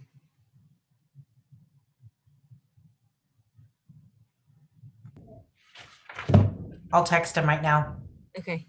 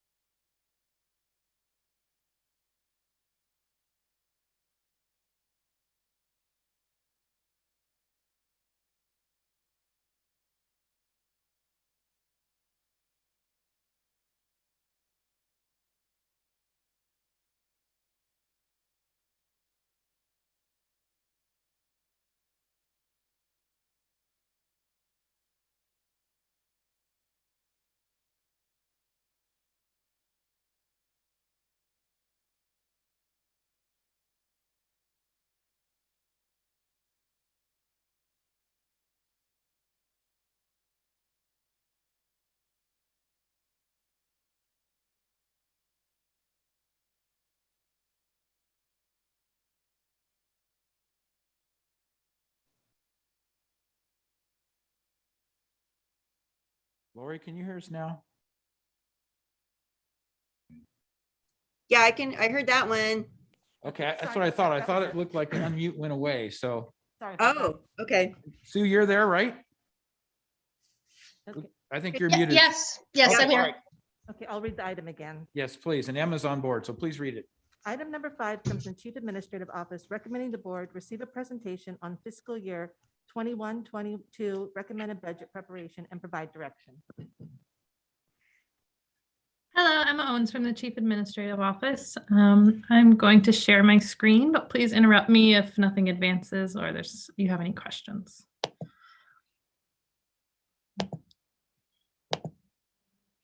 There we go. Can you see the PowerPoint? Yes, it's there now. Thank you. Great. So after the specific presentations, we wanted to sum up the day with an overall presentation of the board and update you on how we are coming along in the budget process so far. So as a reminder, how we prepare the budget and how it is presented, the timelines that we presented to you are all part of the County Budget Act. And it applies to the county and the special districts with which the board oversees. The County Budget Act requires a single year balanced budget. And what that means is by government code, our revenues have to match our appropriations. If you net the two, they equal 0. So we can't increase appropriations without maybe reducing appropriations in a different area or finding additional revenue to keep that balanced budget. This is an approximate snapshot of where we are to date with the budget for next year. This includes governmental funds only. So this excludes enterprise funds like the airports you just learned about and internal service funds like risk and fleet. So here we can see law and justice is about 1/4 of total appropriations. Then land use is about 21%. Health and human services is 32%. General government departments 10%, and then we've added capital and non-departmental expenses about 12%. And so what this total appropriation shows is it includes all appropriations. So it's not net county cost. It includes appropriations that are funded by outside sources. So it includes departments like social services or child support services included in this snapshot. This is in direct comparison to the net county cost by functional group shown here. And here we can see there's a shift. General government is 26%, law and justice 55%, land use and development 8%, and health and human services 11%. Emma, Yes. would it be hard to put dollar amounts next to the percentages in the future? Sure, I can do that. Because I would like that. Thank you.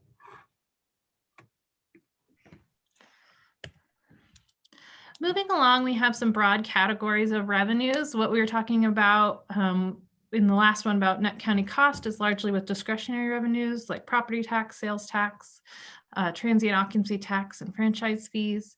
Also included in the budget are state and federal funding for mandated programs. And so that's a lot of realignment, child support service funding, other targeted funding for mandated programs.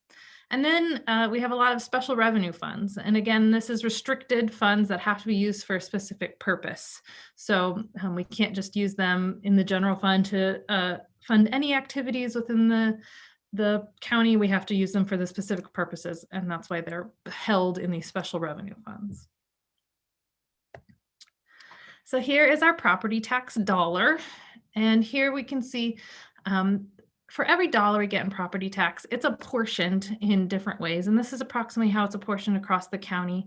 We have 40% going to schools, special districts getting 24%, cities getting 4%, and the county here having that 23.5% with our little additional 6%.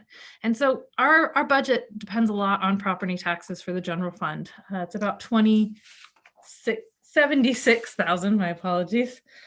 76 million in the current fiscal year, and we depend upon those property taxes for a lot of our discretionary programs.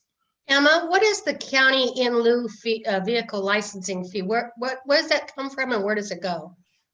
It is a discretionary amount that comes to the county, but it's apportioned separately from our regular county apportionment, and it's on the spot, and I can't remember exactly where that came about. Is that separated because it goes to a specific pool? It goes into the general fund. Oh, okay.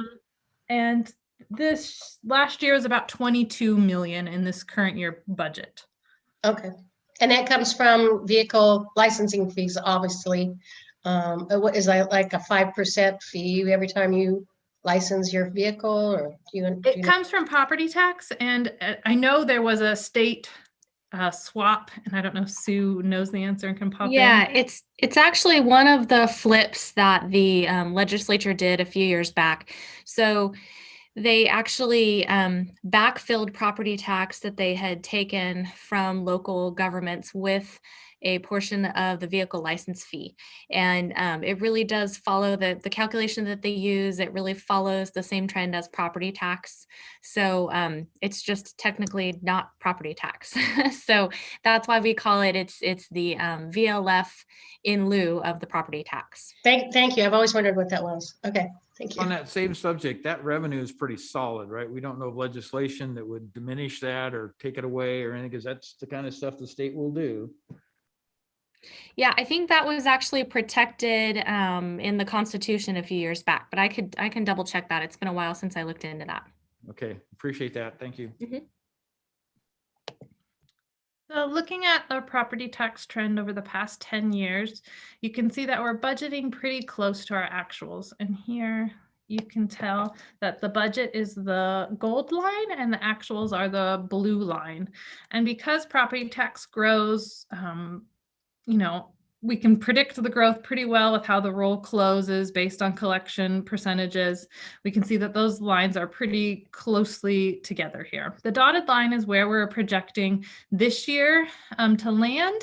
And then the gold, we have what we're projecting for next year, and we're projecting 3.8% growth from the prior year. And that's because at the end of this fiscal year, we had 3.8% growth from actuals. We usually budget very close to a projection, but now we're projecting 3.8% growth from the prior year into the same year. So really not change in growth from the prior year. Moving along to sales tax, here's the penny. And for sales tax is outlined by the Bradley Burns Uniform Sales and Use Tax Law, and our county gets 1.25% of the 7.25% of the minimum sales and use tax in the state. And 0.25% of that goes for transportation, as was just outlined to you, and then to the general fund, we get that 1% of sales and use tax to the county. Now, this graph next is a little more of an adventure than property tax. So you can see here, the gold is budget and the blue is actuals.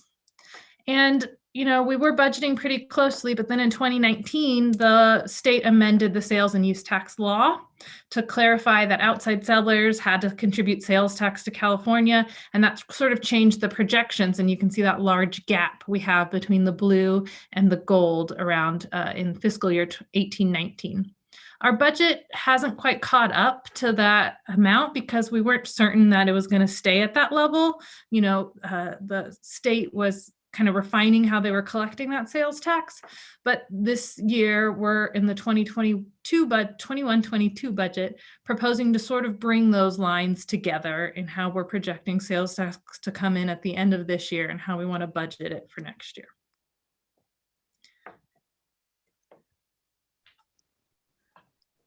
Moving along, in the general fund, we have a slew of reserves and designations. And this is money that we hold outside of every year's budget in these reserves and designations that can be included in the budget to be used and brought into the budget as revenue. And then we can use it as to balance some extra expenditures. So first is the general reserve. It's going to, at the end of this fiscal year, there will be 10 million in the general reserve. And again, the general reserve you can only pull from in times of emergency outside of when you are in the budget hearing. So it's the only time we really can make changes to the general reserve other than an emergency. And then we have the capital projects reserve at the end of the year. It'll be at 16.9 million. We have the public safety facility last loan payment reserve. This is required by our public facility safety loan. And so that designate or reserve is going to stay in the system until we've paid off that loan. We set up the public safety facility loan payments designation with the adopted budget last year. At the end of this year, it'll still be 2.3 million. With the sale of the Bass Lake property, we established the $250,000 designation for parks acquisition and development. Also with the adopted budget, we've had some rate holidays and rate reductions in general liability and workers' comp. And what that's done is it's reduced the expenditures in each department that they usually contribute towards general liability and workers' comp. And it's really helped us in closing the budget. But what that does mean is as we start to bring those rates back in after those funds are brought to the right confidence level in funding, is that we're going to have added expenditures that, you know, are going to be added onto the budget. So with the adopted budget, we brought in this $3 million that we can use to sort of flatten out those rates coming back into the budget. The El Dorado Center designation is at $969,000. Our audit reserve designation, we added $800,000 in the event of a CARES Act audit with the adopted budget. And then we have the $144,000 that we've had in that reserve for a while. TOT special projects, we have 1.8 million, and I put a star here because with the TOT board item, the board directed the use of some of those funds. So it'll end at 1.8 million this year, but we've already planned to spend some of that next year. Our CalPERS cost increases designations at 4 million, and that changes a little bit every year. How we've used this designation is it holds 2 years of projected increases in general fund costs for CalPERS. So every year we take out what we are projecting is going to be the increased cost for the general fund, and we add in basically, you know, the next year's costs so that it'll help us plan for covering those increased costs. The CalPERS OPEB designation has been set up to help us fund a funding policy for CalPERS costs that we're going to be developing with the board hopefully in the fall. If CalPERS does change the discount rate, which it's pretty probable they are, we might need to use some of those funds if the discount rate changes and our unfunded liability increases. We have the courthouse designation at $3 million. We have the FEMA road infrastructure designation at 1.6. And again, this was set up for those FEMA projects. There's still a couple outstanding. And then on the 23rd, the board approved an item. So we want to make sure we hold at least 380,000 in that for that hazard mitigation grant program. The juvenile hall designation Laura mentioned earlier is at 1.7, and our industrial drive designation is still at 1.2 million, and it'll be used for that industrial drive project. Any questions on all those designations and reserves? Yeah, Emma, on the, I know we had a reserve for broadband. Was that under the TOT or is that a separate? So for the TOT 450,000 that we currently have budgeted in Department 15, we pulled that out. It was quite a few years ago. We pulled that out of the TOT special projects designation, and we've held that as an expense in Department every year, in Department 15 every year in case we use it. So we haven't let it roll into fund balance. That $450,000 just keeps being used as an expense every year. And hopefully if we get the grant, we would be using it, the 450,000. Okay, all right, thank you.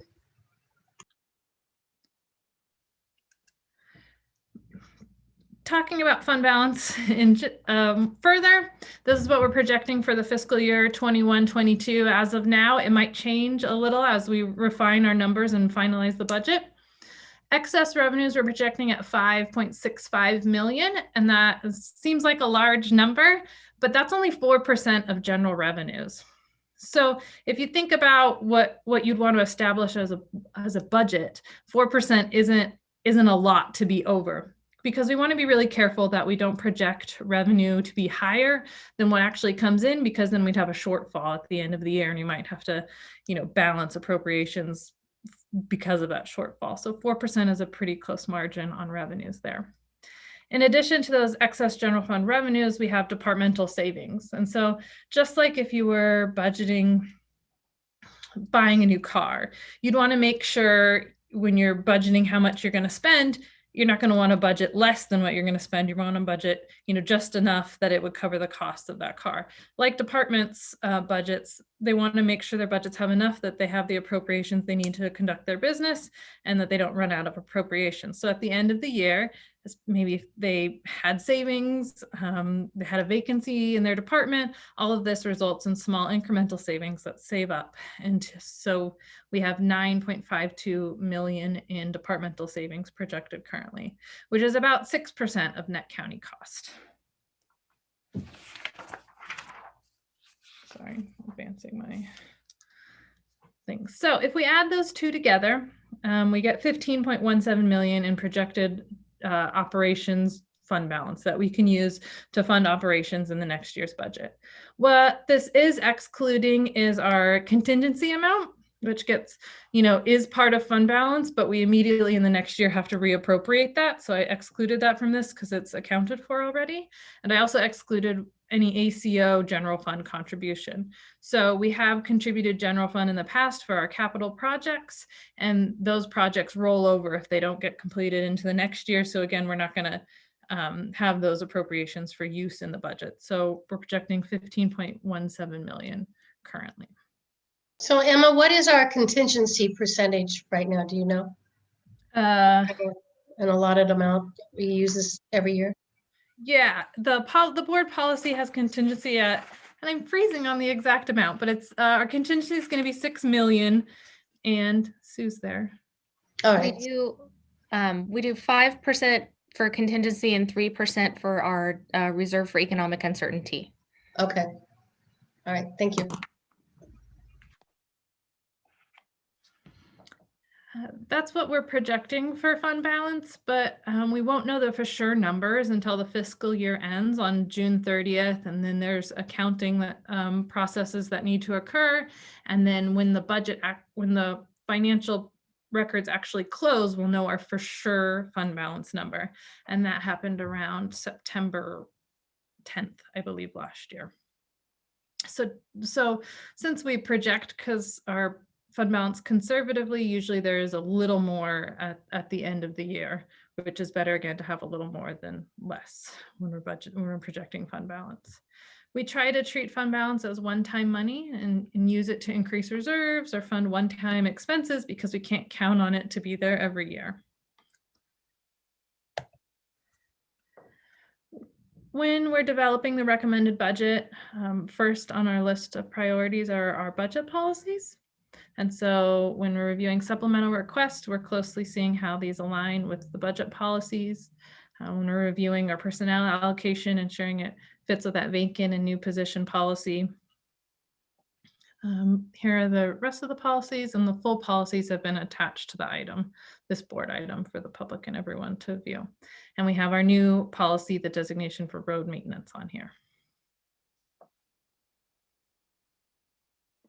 So where are we today with the recommended budget? Again, it has to be a balanced budget. So we're working very hard to find that balance right now. We currently plan to fund the general reserve at 10 million, contingency at 6, our designation for capital projects with the full 5 million. We've incorporated all the direction from the March 30th transient occupancy tax discussion, and we have road maintenance funding at 3 million.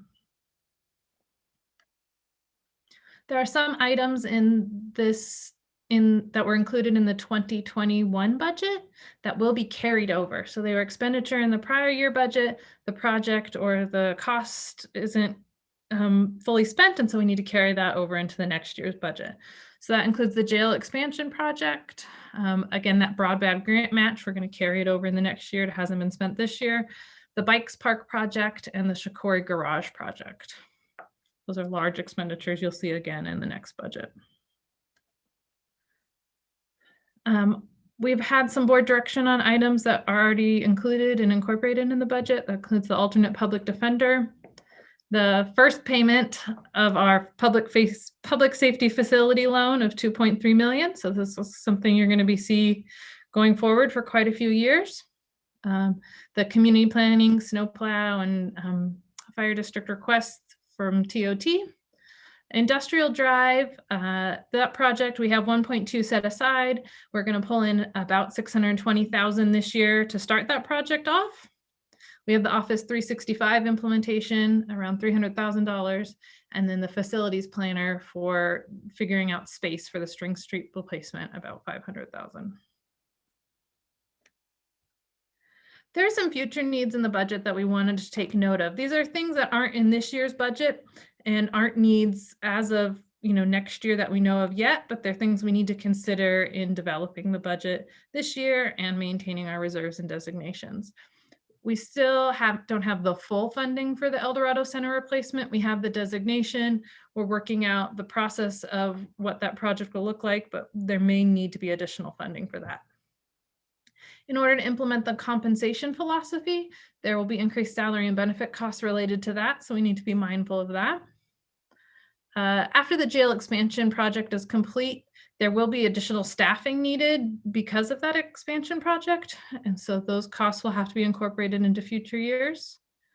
The juvenile hall build, as was discussed earlier today, the Spring Street replacement costs, and then body cameras for the sheriff's office are all future needs that we're going to be considering incorporating into future budgets.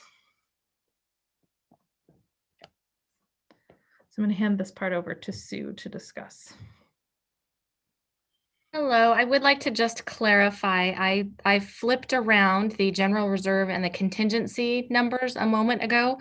The total is still 8%. However, it's the 3% in contingency and 5% in general reserve. Just wanted to clarify that. So this item here stems from the 2014 annexation of the Latrobe Fire Protection District into El Dorado Hills. Technically, they're called the El Dorado Hills County Water District, but they're the fire department. And at that point, when the property tax negotiations were done, there was contemplated an ongoing shift of the base property tax in the area. And the way that has to be done is via resolution, and that's per the Revenue and Taxation Code. There were some issues with the way the resolution was crafted initially. It had to come back to the board to be redone. And then there was still, even once it was redone, there was some ambiguity about who would pay the portion of the property tax that goes to the Educational Revenue Augmentation Fund, or ERAF. So just as an example, let's say we agreed to give the given agency $100,000 of property tax. Well, that property tax revenue that we receive, along with it, carries an obligation to pay into this ERAF at the state level. And so that might be an additional, let's say, $20,000. So unless it's spelled out in our agreement that, we're going to give the other agency $100,000 net, exclusive of all ERAF obligations, then it's a little unclear. And that's exactly what happened with that first resolution that was passed, was it didn't say who was going to bear that ERAF obligation. Eventually, we came back and made it clear that the ERAF was not included in the base property tax amount. So what that meant was the agreed upon amount of $256,000 that was to be transferred from the county general fund tax revenue to the El Dorado Hills Fire District. Actually, the actual amount transferred ended up being around $189,000 because of that ERAF piece. So the board decided that in the resolution where we corrected this, that the payment of that additional ERAF piece would be decided on each year by the Board of Supervisors as to whether we were going to fund it, because we could not go back and amend that original base property tax transfer to include that additional amount. The only amount that got transferred in perpetuity was that amount less the ERAF, if that makes sense. So every year, well, the base grows, but let's say we ended up giving El Dorado Hills about $190,000 a year to make them to bring them up to the amount that the parties felt they had agreed to of the $257,000, $252,000, there needs to be that additional amount that is the equivalent of the ERAF. So each year we are to seek board direction, we as in the CEO's office, to seek board direction as to whether or not to include this in the recommended budget per the resolution that was adopted by the board. For the last 2 years, the board has directed us to include that in the recommended budget. So as we stand right now, we have planned to fund that this year. The amount, we don't have the exact amount yet because that gets calculated by the auditor's office after the close of the tax roll. But it's going to be probably, we've included, I think, $85,000 in the current year budget. The 1920 amount was about 82,000, as you see there. And so there obviously is some growth along with every property tax revenue, well, as we hope. So I imagine this amount will be somewhere between $85,000 and $90,000 once it finally is calculated.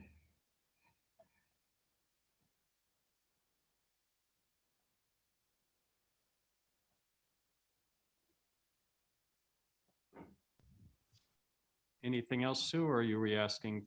Oh, that's it. Yeah. So we would just want to, I mean, we have not completely closed our budget gap. We're still working on tinkering with the final numbers, and obviously some of the direction that we get here today might affect that. But as we've said right now, we have included $85,000 to fund this payment to El Dorado Hills. And unless you tell us to pull that out, we will continue to assume that that will be funded in the recommended budget.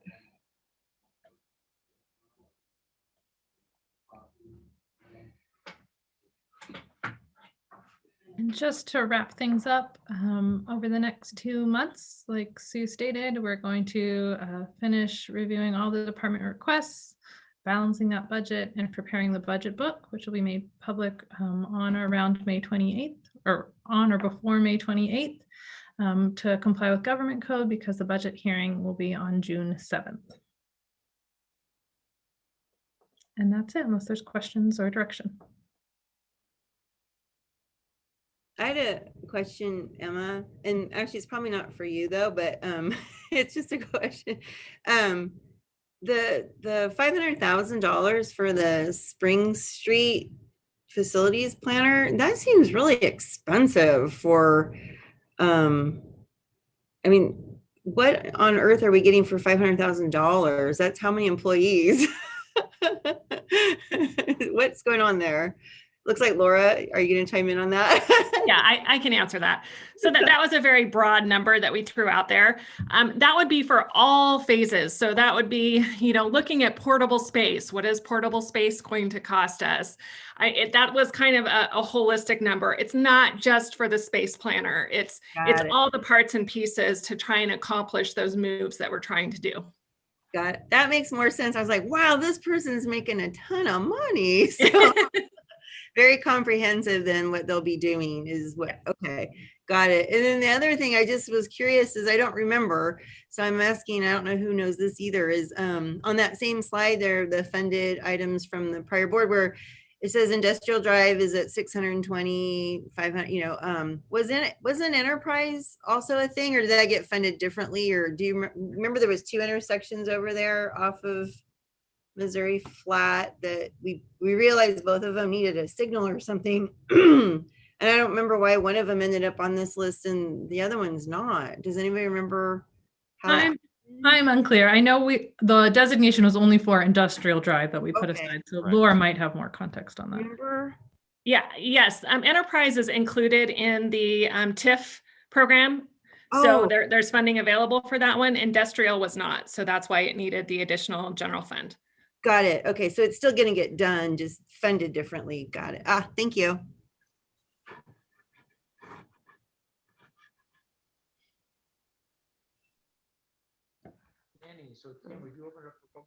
Just a little comment that, I'm sorry, this is very helpful as a preparation for what's ahead. So thank you so much for this presentation.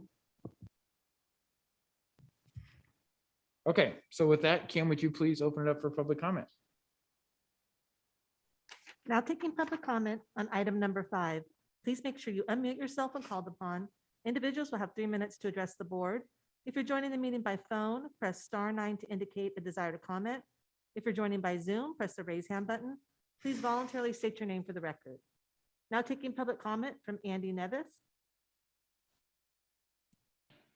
Hey, good afternoon, board. Andy Nevis, Shingle Springs. Wanted to speak to the El Dorado Hills fire item.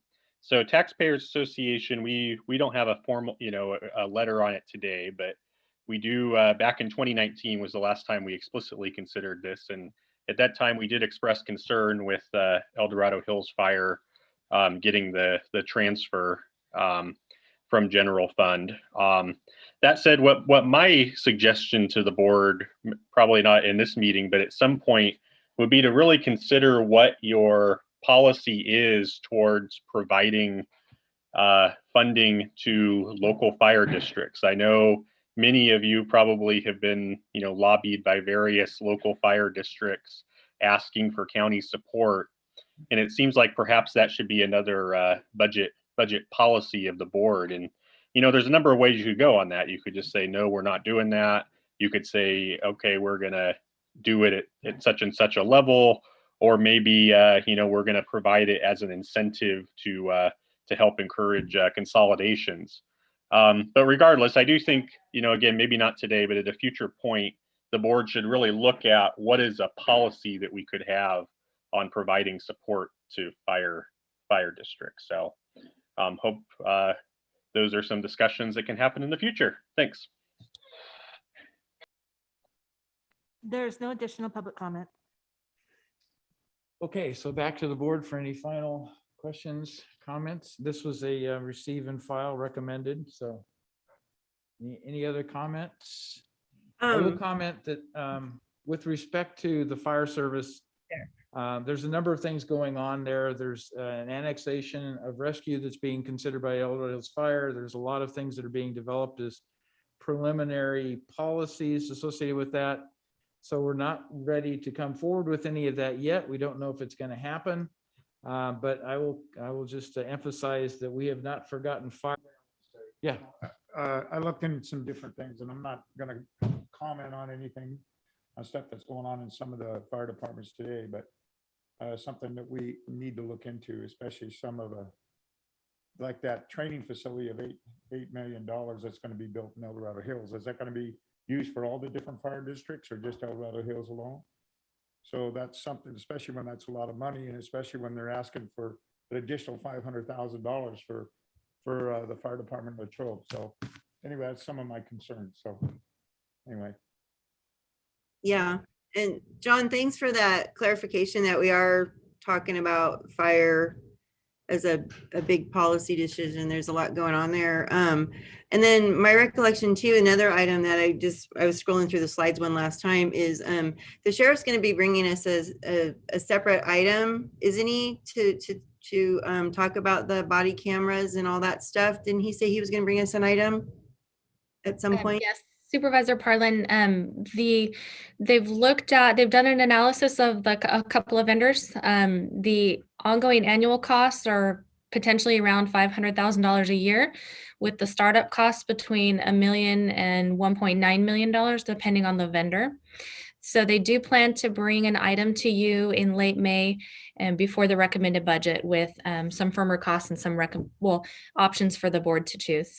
Awesome. Thank you for that. I just was like, oh, I think I remember that too, but I want to make sure, because that's a huge discussion that needs to be had, and I appreciate that it's coming. So thank you.